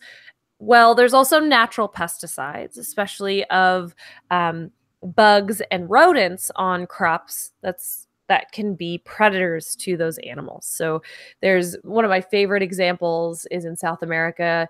There are plantations where they actually build spider huts that help promote spider populations in a cropland. And so the spiders will actually go out and eat a lot of the bugs that eat the crops. But this study coming from Michigan State University actually did a huge review of many pieces of research looking at vertebrate pesticides in crops. So they were mostly looking at birds of prey, falcons, and then smaller falcons called kestrels. And they were looking at the benefit to the crops themselves, not just looking at establishing a population that was once there, but how does this help the humans who are trying to propagate this land? And they found they were looking at cherry orchards and blueberry fields. They found that they ate grasshoppers, rodents, starlings. They reduced the amount of birds that eat fruit, and they also looked in Indonesia. There was a study about birds and bats that remove pests from cacao populations or plantations. And they found that across the board in all of these studies, the yield increased enough to have a pretty large monetary benefit. So for the cacao, they had $300 per acre increased yield from having birds and bats around. In Jamaica, looking at coffee, they had $18 to $126 per acre increased yield. And in Spain, they had a pretty substantial but not monetized yield increase for rice paddies. So this is a win-win situation because you're establishing a local population. You are increasing your yield. You are increasing the amount of money that you make. You're reducing your need to spray pesticides. And potentially you are creating more jobs because somebody has to take care of these animals and make sure that the population is healthy. So the idea is that this kind of longitudinal review would be able to identify without a doubt, not only that there is a benefit to having vertebrate natural pesticides on a crop, but also that that would be better than chemical pesticides. And next would be finding out if that is scalable to larger crops and industry level kind of, global distributor type scale of these crops. Wow, I'm just imagining, the industrialization of the bird of prey handler job description. Yeah. Well, and that's always one of the big complaints that you have when you talk about reducing pesticides, increasing organics, all these sorts of things. They say, well, that's going to affect all sorts of other industries, but it also is going to create new industries. Yep. Yeah. And so I love this just because there's been a lot of conversation about, well, wouldn't it be great if we could rotate crops and we could use natural pesticides and we didn't have to use a bunch of extra fertilizers and this and that and this and that. But in theory, it all sounds fantastic. But then when you start to think about the global scale of food that we require as the human population on this planet has kind of exploded, it's hard to see if that is scalable. And so the more review work and study work we can do to see how to scale natural pesticides that will hand in hand reestablish predator populations that have disappeared in these areas, that is a huge benefit to the planet as a whole. Yeah. I'm kind of excited about it. It's very exciting. I think it's just, it's so funny that we went from, living in the wild and scavenging and then, let's do agriculture and, something's eating our crops. Let's make something to put on the crops to kill the things that are eating our crops. And then we have the ag industry, which is these large scale crops and pesticides and all this stuff. And now we're like taking this look around and turning back around and going, that original way that incorporated nature and natural controls and ecology, that might be a thing to look at again. Yeah. And I love how they looked at falcons, which peregrine falcons were almost entirely wiped out. Why? Because of DDT, a pesticide. So an animal that we almost drove to extinction could now help us remove the need for chemical pesticides. It's pretty either ironic or poetic. I don't know. Yeah. There's something there. And if you did the falcons during the day to get birds and maybe keep birds away from fruit and maybe keep mice and other rodents away from other plants, and then bats at night to get the insects, the flying insects, and you trade it back and forth. I mean, there you go. And then everybody's fed. Perfect. If only 'twas so easy. Yes, if only. If only. Yeah. All right, then, Justin, you want to tell me a story? Okay, so they discovered Amelia Earhart's bones. How do we know? She Does it have her initials in them? She was supposed to have disappeared, right? She flew out, disappeared in the Bermuda Triangle somewhere. Never been seen again. No. That's the South Atlantic. She was going over the Pacific. Oh, okay. Oh, no. I'm sorry. No, she's the first one who flew solo, first female aviator to fly solo over the Atlantic Ocean. Yeah. Then she said, Pacific Ocean's next, and somewhere along the ways, disappeared. I think she's still drinking Mai Tais in Hawaii. Assumed to have gone into the water. There was some story that the Japanese had captured her and that she lived out her life in Japan. There were bones found, though, on an island back in 1940 that were looked at. And they were decided to have been a man's bones, even though on this little tiny island, there was also found a woman's shoe and a naval sextant thing that you use for navigation, or a box that was supposed to contain it. That's what it was. It wasn't the actual thing. And a bottle, like a booze or drink bottle kind of a thing. That was common in Amelia Earhart's time when she was known to carry it. So this is University of Tennessee at Knoxville. They say bone measurement analysis indicates the remains found on that remote South Pacific island are likely those of legendary American pilot Amelia Earhart. Believing now that she died as a castaway on the island of Nikumaroro. Richard Jantz, professor of anthropology, director of UT's Forensic Anthropology Center, re-examined 7 bone measurements conducted in 1940 by physician D.W. Hoodless. Got to work under a hood, but Hoodless had concluded that the bones belonged to a man. So Well, Chance basically went back and looked at these measurements. The bones are gone. We don't know what happened to them, but they're not there anymore. Because they were just... Someone said, meh, they're not Earharts. We'll toss them. Toss them. Yeah, nothing to see here. So the bones are gone, but the measurements persist. So what Chance did was he went through, he found through the Amelia Earhart collection, they, I guess, collected all of her things together that she had and kept them. There is measurements taken by a seamstress with inseam and hip size and all this sort of thing, waistline. They went through and looked at, compared with photographs, entered everything into this computer that he had helped develop some time ago that can sort of determine whether or not and who, or if some bones by measurements are male or female. This is using basically morphology. It says here that the bones have more similarity to Earhart than to 99% of individuals in a large, didn't give a number here, but it's somewhere, a large reference sample.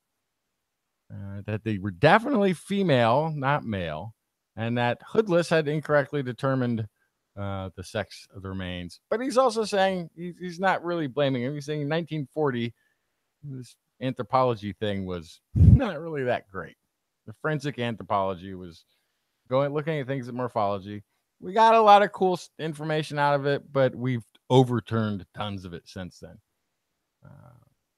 But yeah, this was the shoe, the woman's shoe, and I guess her co-pilot used to carry a sextant.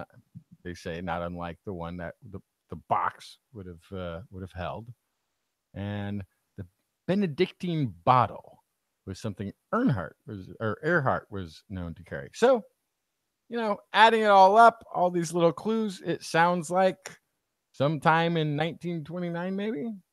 Oh no, what year did she? It's not 1929. What year did Amelia Earhart go missing? Doesn't say.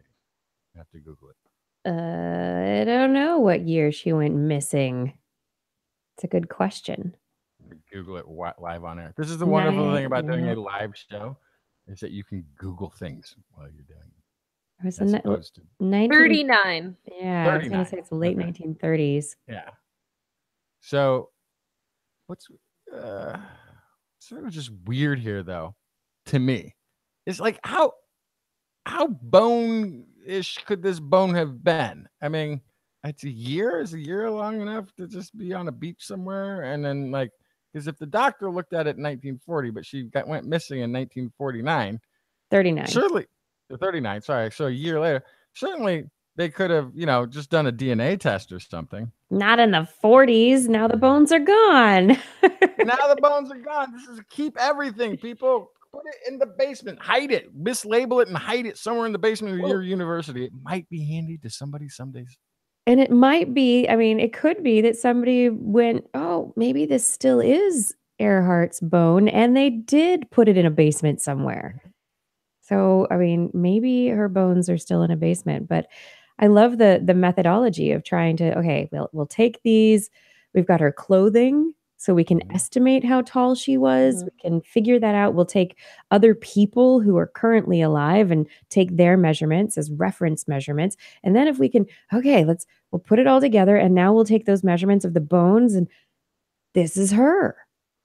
I mean, this is investigation. This is detective work. This is sleuthing.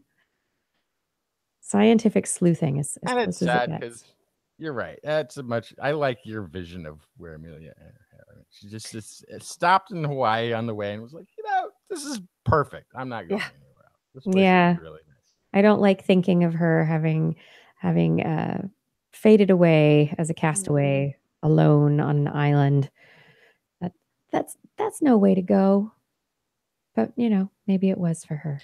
Well, I mean, she's famous now, so she's probably way more famous as a result of her disappearance than she ever would have been without it. Yeah, she was pretty famous in her day already, which is why she got the idea to do this flight across the Pacific Ocean, which I don't know. An ocean, you think it's an ocean, but it's a bigger ocean. It's pretty big.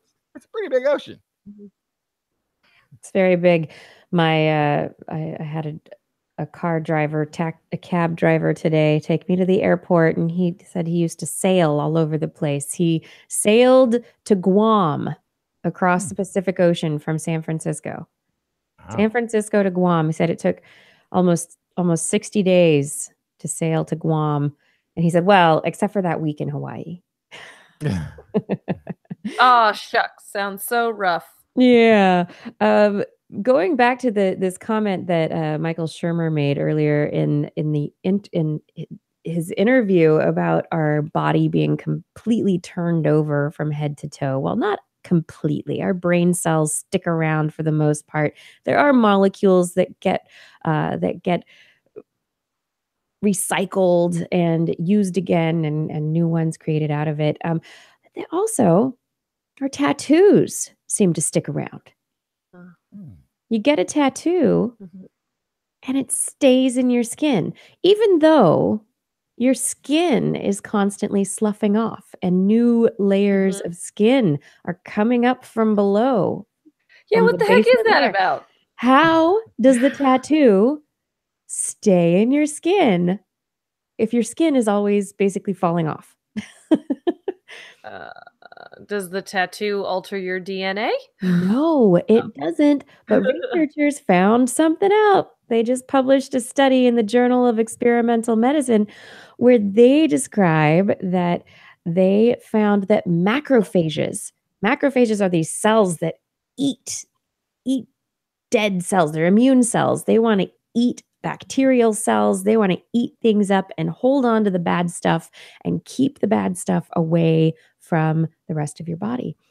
Well, it turns out that when in their experiments, they tried to kill a bunch of these macrophages. There are new macrophages that come and gobble up the ink that the old macrophages were holding. So even if you explode all the macrophages in your skin, there's going to be new immune cells that come up and grab onto the ink that they had. And so it's kind of like the analogy they use is like a relay race in which the baton is passed to consecutive runners. But in this case, it's ink, and it's for a tattoo in your skin.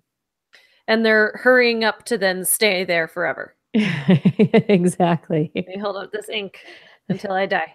I'm going to hold on to this ink forever. Oh, wait, I'm dead. I have to pass it off to somebody else. That's what's going to happen. And so what they're hoping, the study authors are hoping, is that they will be able to use this understanding of these specific macrophages, which are called melanophages, that are existing as melanocytes. They are cells that eat the melanin-containing cells of the skin, which is what get tattooed when you get tattooed.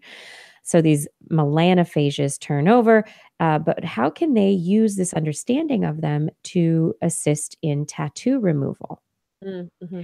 And so they're thinking that maybe they'll be able to come up with some kind of a tag, some kind of an antibody, something that will basically attach to the ink or it's attached to the macrophages to keep them from being able to grab up the ink during laser removal processes, so that the laser is actually able to break up the ink in your skin into littler, tinier pieces that are easier for your body to get rid of. Neat. Maybe, just maybe. But I'm just thinking it's really cool that, this is a process. Why do we have this process? Is it so that your skin can maintain its melanin protection? Mm-hmm. That is really the question. Is this process in place so that your skin can maintain some protective coloration to keep the underlying tissues from being damaged by UV radiation? Is that where this process came from? Or there is some sort of evolutionary advantage to being able to have a butterfly on your lower back. Right? Love to know. I think this is a very good candidate for an ad hoc hypothesis contest entry. There we go.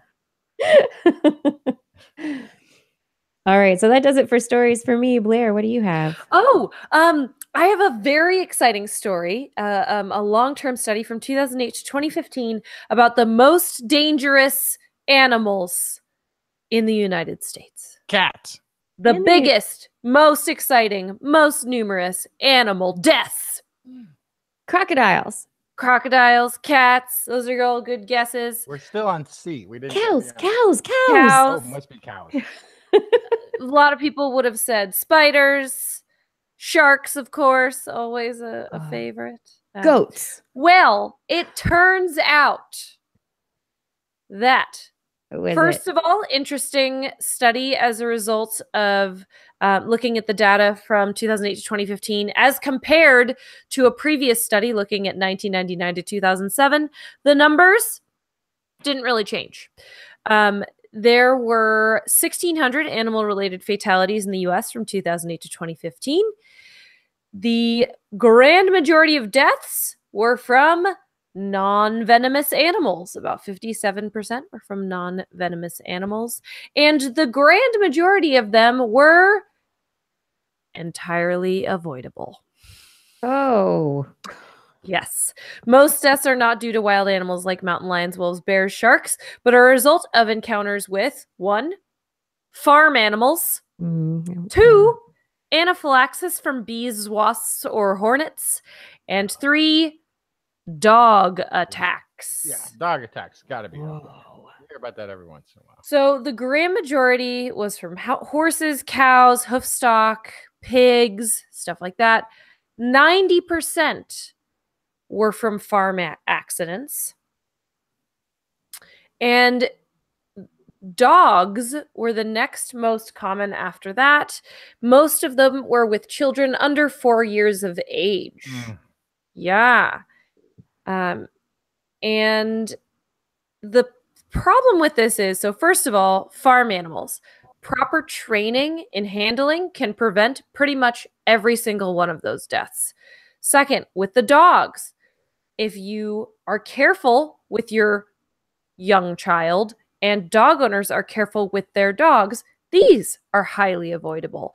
The worst one is actually, in my opinion, in the case of the anaphylaxis with bees and wasps, in that if you carry an EpiPen, just by carrying an EpiPen, if you know that you're allergic to bees or wasps, takes care of that completely. You are able to get to medical attention after injecting yourself with your EpiPen. The problem is, researchers did note on the study that epinephrine pen prices have increased about 400% since the last time they ran the study, finishing in 2007.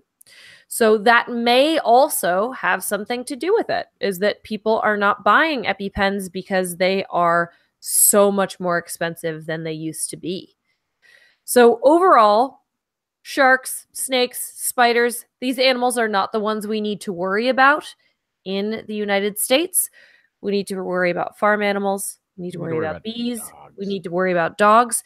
And all of these deaths are avoidable if people just know how to act around animals. They know, for example, not to take dogs out anywhere there are cows, especially cows with calves. That's how a lot of people die from cows. It's because they get trampled because they took a dog into a cow pasture, and cows get very threatened by that. So knowing better how to take care of your animals, having safety precautions in place if you work on a farm, and then on top of that, being aware of dogs and carrying your EpiPen. So the problem with dogs, though, is really dog owners. They're the worst. It can be, but it can also be parents who do not teach their children to ask before petting a dog. No. See, this is where I will totally disagree with you. But we don't need to debate this right now because it's late and we can talk about this in the after show. Okay. We can talk about this particular thing in the after show. Yes. Regardless, these deaths, they are not from the stereotypically dangerous animals, and they are preventable. This is what we've learned. And the rates have not decreased. Justin, do you have any more stories? Yeah, mine's about how dogs and dog owners. Oh wait, no, that's no, I'm out. Justin. Oh, Miss Justin. Oh, everybody, thank you so much. I think we've made it to the end of our show for this week. Woo, we have done it, an interview and many wonderful stories, many wonderful stories. I hope everyone enjoyed the show. Thank you for listening. Thank you for watching us over on YouTube. Thank you for watching on Facebook. Thank you for watching and being a part of our chat room. Hey, chat room. And thank you. I'd like to say thank you to our Patreon sponsors. Thank you to Richard Onomus, G. Burton Lattimore, Paul Disney, Charlene Henry, Joshua Fury, Andy Groh, Steve DeBell, Alex Wilson, Tony Steele, Ed Dyer, Jacqueline Boyster, Craig Landon, John Ratnaswamy, Brian Condren, Richard, Eric Knapp, Kyle Washington, Time Jumper 319, Bob Calder, Bill Kersey, Jason Roberts, Matthew Litwin, Mark Mazzaros, Richard Porter, Artyom, Rick Mamus, Sean Bryant, Paul, John McKee, Jason Olds, Brian Carrington, Christopher Dreyer, Lisa Slizewski, Jim Drapeau, Greg Riley, Sean Lamb, Ben Rothig, Steve Lesseman, Kirk Larson, Robert Aston, Rudy Garcia, Marjorie, Gary S., Robert, Greg Briggs, Brendan Minish, Christopher Rappin, Flying Out, Aaron Luthen, Ken Hayes, Matt Sutter, Mark Hessenflow, Kevin Parachan, Byron Lee, E.O., Mark Tyrone Fong, and Keith Corsell. Thank you for all of your support on Patreon. And if anyone out there is interested in supporting us on Patreon, you can find information at patreon.com/thisweekinscience, or just go to twis.org. Remember that you can help us out simply by telling your friends about TWIS and about the fact that they can subscribe to us.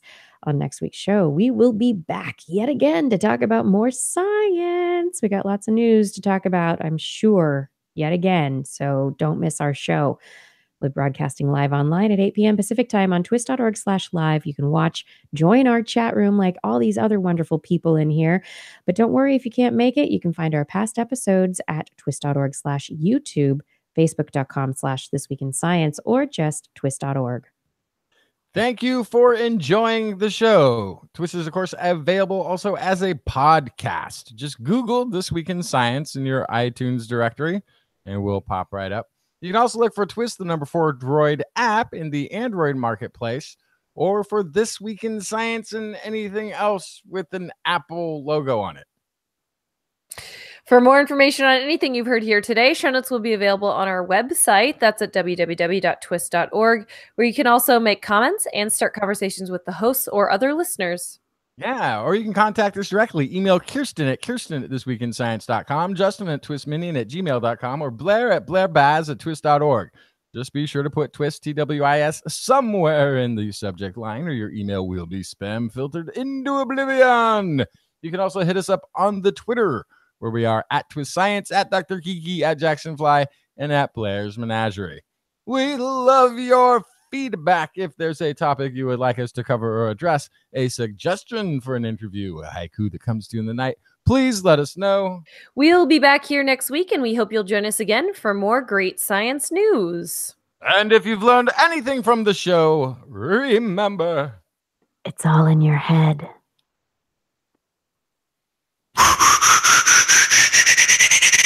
This Week in Science.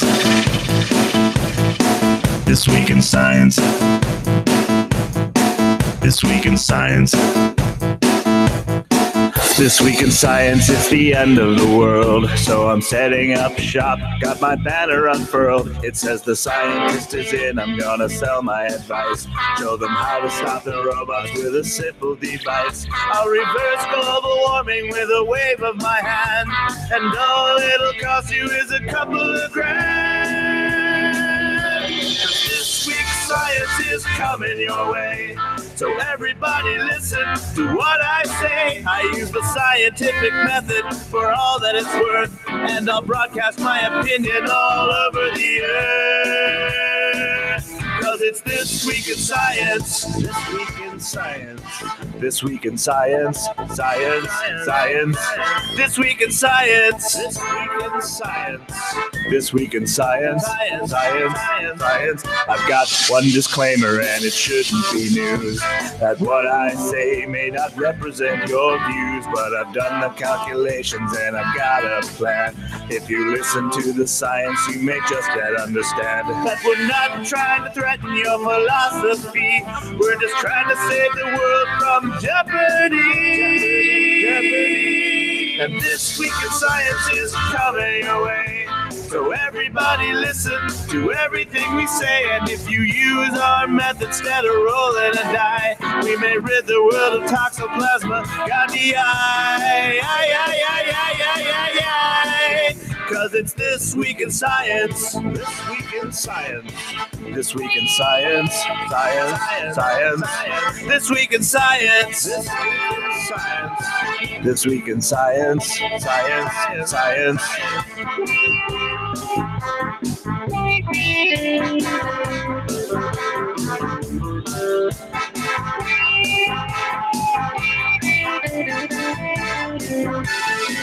I've got a laundry list of items I want to address.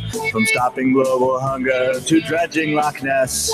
I'm trying to promote more rational thought, and I'll try to answer any question you've got.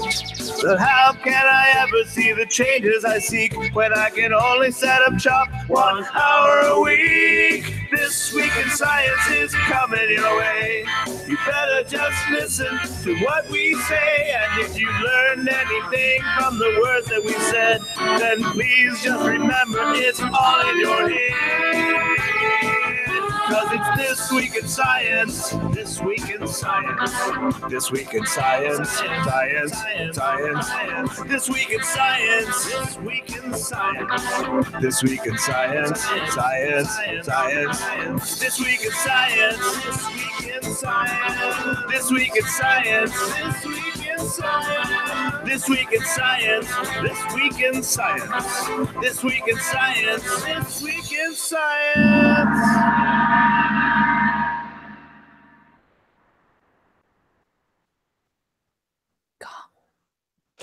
Gong. And now it's the end of the show. We're done. It's time for us to go.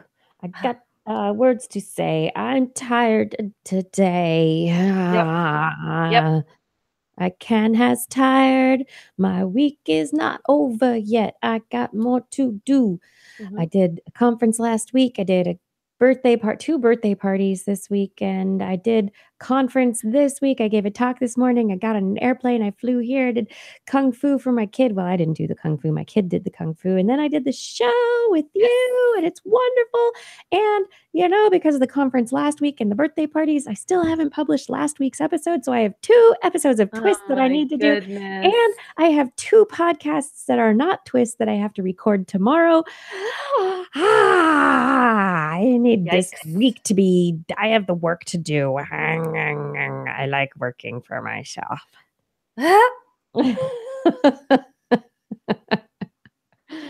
It's good.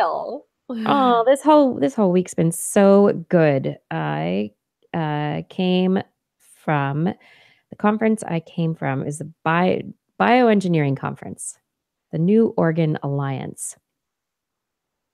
And there's some amazing stuff going on. Seriously, I think I might have been at a meeting that might be putting work in bioengineering on a track to change the future. That's exciting. Yeah, no, it was, just listening to these researchers. So, okay, these people are working on bioengineered organs, bioengineered livers, kidneys. How can we take how can we grow them for people? How can we take a person's cells and maybe make them a liver out of their own cells? How can we do this kind of stuff? Can we do xenotransplantation? I didn't get to talk to any of the people from the I think it's Xgenesis or something, eGenesis, George Church's company that's doing, they're trying to make chimeric cows and pigs to grow livers and kidneys in, human livers and kidneys in for xenotransplantation. So basically, it would be, hey, here's a liver. It's a human liver, but it was grown in a cow. And so we're just going to take it out of the cow and put it in you for transplantation. There's that. Oh my goodness. Oh my goodness. They're making a roadmap. All these people, these researchers from across the United States and around the world, they came together to make a research roadmap to tell each other from their different disciplines of 3D printing, of stem cell science, of just physiology, of kidney physiology, muscle physiology, cardiac physiology, regenerative medicine, to talk to each other and say, hey, these are the challenges we're having. What are the challenges you're having? What do we need to do next? How do we need to talk to each other better? Basically, to create this roadmap so that in 20 years, we can have livers. That's very exciting. So exciting. Man, I loved when we were in Philadelphia and we had the person with the 3D printer for organs and organ scaffolding on. That kind of stuff is also just so exciting for me.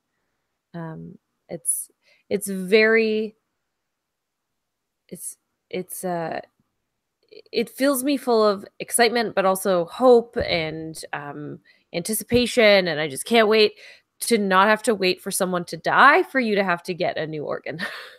Right. But I mean, that's the problem. That's the exact problem that they're running into. So right now, what were some of the numbers? I took a lot of notes. I don't know if I wrote down those numbers though. Okay, so right now for the heart transplant list, well, I don't know if this is just for the heart transplant list, but basically there is an organ shortage. There are never enough organs for people, right? It's always there are more people who need transplants than can even get on the transplant lists. And even the people who get on the transplant lists aren't going to get transplants. One person every 10 minutes needs an organ. And there was something like, it's in hospitals, there's this certain number of people that die that's like in the hundreds of thousands, like 700 to 800,000 people that die. And then only 1 to 2% of them can even be considered as organ donors. The good news is that if they are not already on the organ donation list, the consent rate from families is now up to 68%. So the numbers of family members who say, yes, donate this deceased person's body for transplants, that's going up because it used to be low. Be higher. They're not using it. I know, but the huge problem is that we just don't have enough organs for all the people who need them. And we have to get away from that somewhere. So there's another 3D printer. Someone contacted me who was at this meeting who might be interested in talking to us on the podcast or something, maybe, about what they're doing. It's called a levy. They've got their bio inks. It's not really ink, it's, cells. Yeah. Right. Just syringes full of cells. Yeah, but it is of cells. A levy is not the same company that we talked to, is it? Oh. I think this one is in Philadelphia also. No, I don't know. I don't remember. We could figure it out. Were they from Philadelphia? Yeah, we should figure it out. We should take a look at that. 3D printing is really neat. I mean, 3D printers are, there's one group, I think Tech Shop, is that what they're called? They, in next year, they are going to put a 3D printer on the International Space Station. Ooh. And so basically this 3D printer here on Earth, it can only print in these 2D layers, and everything just kind of, gets smushed on top, layer on top of layer on top of layer. But because of the microgravity, everything floats. And so the structures that they can create with their printer are going to be totally different in space than they are here on Earth. And so it might be really interesting having this 3D printer in space. And so they were talking a lot about, and this is where NASA comes into play, about the bioengineering research that can be done in microgravity on the space station in the future, like what people can be doing there. So many cool things. My head is like blowing up from this conference that I went to. It was so cool. That's fun. Pages and pages of notes, amazing researchers. Let's see. Here's Hot Rod. They have, I think there was a 3D printer, but it's not a bio. I don't think it's a bio printer. This is a 3D printer that is not just going to be printing, extruding plastic and stuff. It's going to be a bio printer. So for printing tracheas or printing vasculature, for testing bioengineered kidney structures. So there's, different ideas. It's very interesting. So bioprinting in space as opposed to just 3D printing. So the question is, at some point, if we're having humans in space, we'll definitely have organ shortages in space. So, right? So NASA needs to be able to print their own livers and kidneys. Yeah, we'll see how it works. We'll see how it works out, but there's some cool stuff going on, and we're going to be getting some interviews at some point because I met people, and it was fascinating stuff, and I want them to tell you about their fascinating stuff. I am not hungry for liver, fata. Gross. Oh, liver is awesome. Oh, it's so full of iron. I know. It's got all these nutrients. My dad loves liver. My dad used to make me eat liver and bacon and onions. He'd stir fry liver, bacon, and onions. And then so good. I basically used it. I was like, I'm just going to eat the ketchup. Just going to eat the ketchup. That's bleh. Not my favorite. Okay, Justin, it's the after show. Would you like to tell us about dogs killing people? No, just dog owners are some of the most ignorant people.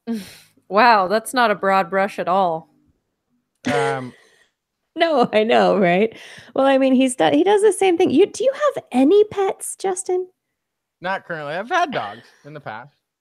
That's not. I'm not anti-pet. I just don't have a large yard for them to run around in, so I wouldn't have a dog right now. And that wouldn't make sense. But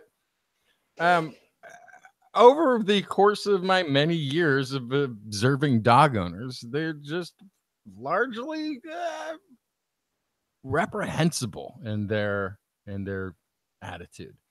So, yeah, and I suppose there's no chance that you're just selecting the bad ones as a representative sample that is not actually statistically representative. So, for instance, this caught my attention in one way, which is whenever I've been around and a dog has bitten somebody, the owner immediately is like, well, you surprised them by running or something of that nature, right? You reached out towards them. You were in their vicinity and did something that they were just playing, or that they felt threatened or whatever. And then the one that kills me, and I get it, ask the owner if it's okay for your kid to pet their dog. I get that part of it. But what happens is you go to the park and then somebody's got their dog off leash and it's running up to where your kids are playing.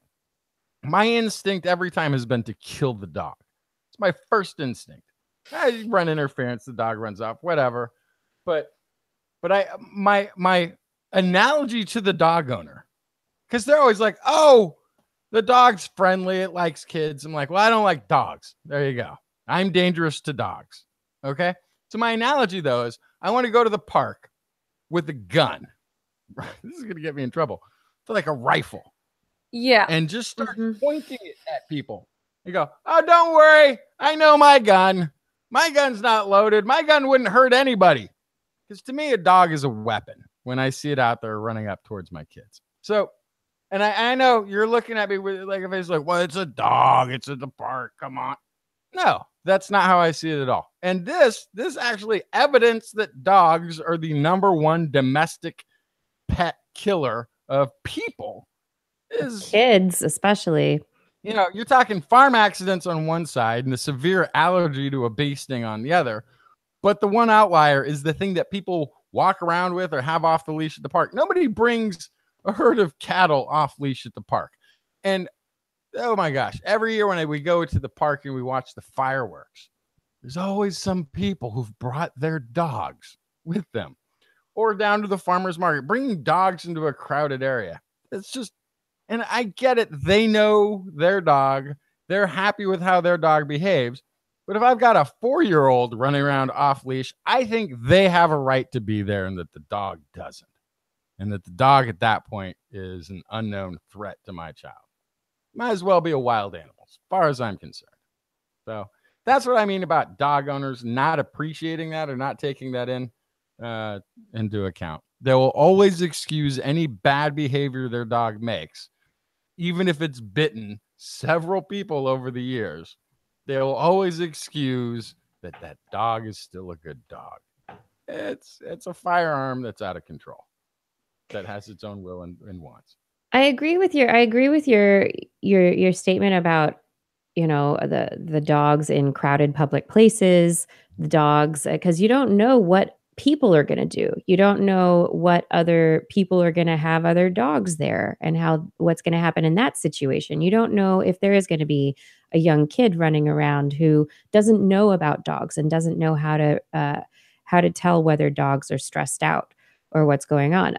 You know, and so we read, there was an article out a while back, like a year or so ago, about a lot of these domestic dog injuries and deaths, though, and usually it has to do with, and this does fall in line with your argument, is that it's dog owners usually who are parents or friends who say, "Oh, the dog's fine," and let a kid play with a dog, and then the dog is not happy. The dog gets stressed out, and because the child is doing something that's really hurting the dog, or not at all, or sleeping.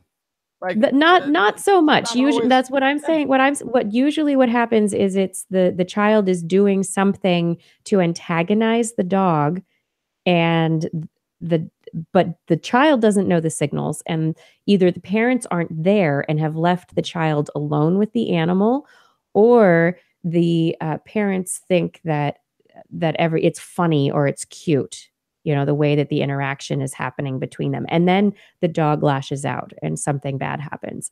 You know, so that it's a misunderstanding. It's misappreciating the signals that dogs give out for their discomfort and their unhappiness. And their ownership of dogs. There are lots and lots and lots of very good dog owners, responsible dog owners. And I think you can't paint with such a broad brush, but I understand where you're coming from, having been at the park where their dog's off leash and the dog just runs up at your child and you don't know what that dog's going to do. And sometimes the dogs seem kind of aggressive. I've been in positions many times to keep dogs away from my son, who gets nervous around large dogs, or who always has, because he's been, you know, he's small, he's a kid. These dogs come up, jump on him because they just want to smell the candy or whatever's on his face. So, and I think leash laws are a big part of this conversation. I mean, I had a dog for many, many years who was very sweet to people, but did not get along well with other dogs. So I took her places where if there would be dogs, those dogs were expected to be leashed. The problem being that if somebody decided, well, my dog is good, I'm going to leave them off leash, That doesn't matter to me, who has a dog who doesn't want to be run at by another dog, and I am following the rules as a dog owner. So I am totally on board with the idea of, having rules in place, having off-leash areas for dogs, having not off-leash areas for dogs, and therefore being a responsible dog owner. But also someone who had a dog, but also takes care of many other dogs who have their own eccentricities. I knew the Great Dane that I take care of gets spooked by small children for whatever reason, because Great Danes think that they're Chihuahua sized or whatever it is. And I cannot count the number of times that a toddler has run up to that dog grabbing, and I have asked the parent to please keep their child where their child is. I am being responsible as that caretaker of that dog. And either parent is nowhere to be found, or parent does not stop that child from starting that interaction in a bad way. And I think that absolutely humans have priority in safety, and I'm on board with that narrative completely. But also to say that one side of that has 100% of the fault is not appropriate. And that is the experience that I have had. I disagree with 100%. Obviously, I think it's the dog owner's fault every time. But here to take away a little bit, though, this is interesting. I found a Wikipedia with fatal dog attacks. I'm going to stay away from the children and talk about Luis Hermida, 75 years old, attacked by a mastiff Great Dane. The family dog in the basement of her home died. Cecil Short was attacked by two dogs that escaped their yard while walking, somebody's yard, while walking her own dog in the neighborhood. Lisa Green, 32 years old, attacked by her own dog and was found lying on her backyard deck.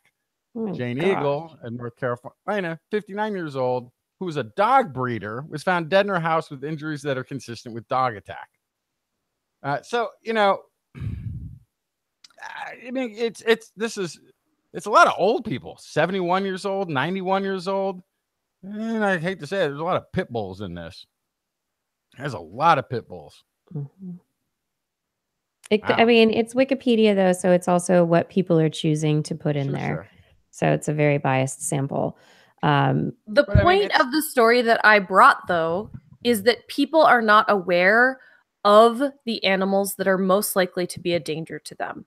And that the more people know about that, the more careful they can be around those animals. And like it or lump it, Justin, dogs exist. And people have dogs. And so for you as a parent, are you going to throw your hands up and go, if my child gets attacked by a dog, it's the dog's fault?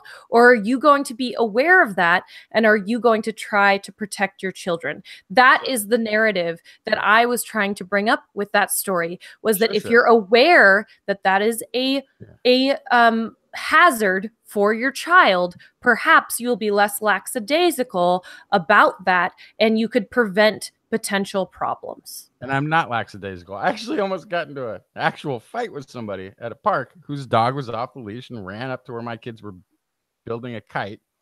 We were also going to be hitting the ball off the tee. And so I picked up the baseball bat and I told the owner, either you get your dog under control, get it away from here, or I'm going to kill it. I just told him straight like that. He was so angry at that. But you know what? No, I'm not going to take any chance. Whatever fees, fines, whatever I have to face from killing your dog means absolutely nothing to me in comparison to me not reacting in time to keep your dog away from my kid. That's how I'm going to react. And it's one day it'll probably get as ugly as that one almost did. It'll probably get worse. Because I will not. Because your kids are going to get older, and you're not going to have that many run-ins with this situation, and it probably won't happen. So, I mean, the number of times that you're going to be at the park doing something with young children who can't say something themselves is going to decrease. Yeah, no, you're absolutely right. You're absolutely right. I've got a 4.5-year-old right now. You're a protective papa. Yeah, but you're a protective papa, and I get it. The protection gene is strong. And I've heard that my dog's fine thing, but I don't know your dog, and I don't care. You got to keep your dog away from me. I'm the dangerous one. I'm the one that isn't going to react because no, maybe I am. I'm just like your dog. You run up at me, I'm going to bite. I'm going to bite hard, just like a dog would. It's the same thing. Stay away, leave me alone. Oh my goodness, there is a story. A story on Wired. Somebody tweeted at a conference, at a crypto event, which is like blockchain kind of stuff, cryptocurrency stuff. At a crypto event, a conference called Crypto Sanctum, attendees were served food laced with cannabis without their consent. Oh, that's horrible. That is not okay. Oh my gosh, I would be so mad. There's so many people that have panic attacks after consuming weed. That's really not fair. I do. I live in Oregon where I can have all the weed I want and I don't consume any because it gives me panic attacks. Yeah, that would be no fun for me. It would make me so unhappy. So unhappy. That panic attacks just because it was illegal. Yeah, and then I would just have to find a corner and go hide in the corner and take a nap. That's what I would have to do. To go away and take the nap now. Wow. It says in this article on Wired, there's the Crypto Sanctum's menu, which was viewed by Wired, subtly noted that some of the condiments were served were infused. But some attendees said they did not see the menu or understand its message. A few menu items explicitly stated they contain cannabis, cocktails, cannabis marinated olives, and sugar for coffee and tea, but others simply say infused without explaining what the infusion is. The menu invites attendees to experience inspiring culinary arts highlighting the benefits of herbs. According to the menu, magicalbutter.com, a company which sells appliances for making botanical infused butters, provided catering, which included sushi with infused wasabi and magical ponzu sauce, and a taco station with infused hot sauce. As the event unfolded, some attendees warned each other about the food and drinks. At one point, an attendee passed out on the couch. A 20-minute video of the event posted to Facebook shows people milling around a white studio with lighting displays on the walls while a DJ spins EDM beats in the background. In the video, an attendee had been very high earlier, and the person filming responds, "All day, all day."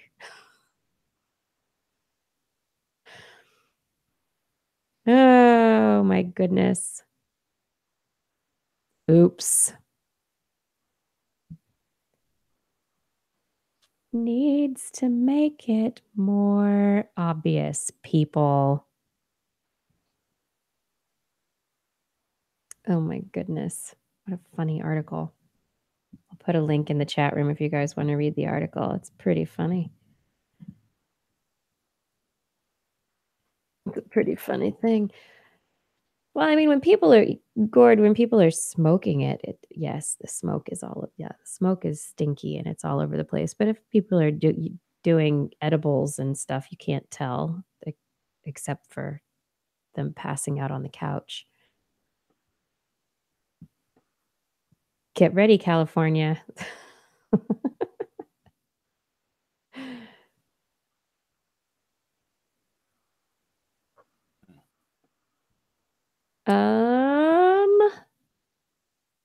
I'm tired. Do we have anything until next week? No. I guess that's it then. Yeah, I guess that's it for this week. Say goodnight, Blair. Good night, Blair. Say good night, Justin. Good night, Justin. Good night, Good night, Kiki. Kiki. Good night, everybody. Good night, you guys. Thanks for watching. Thanks for being a part of the show. We will see you next week. Do appreciate you being here.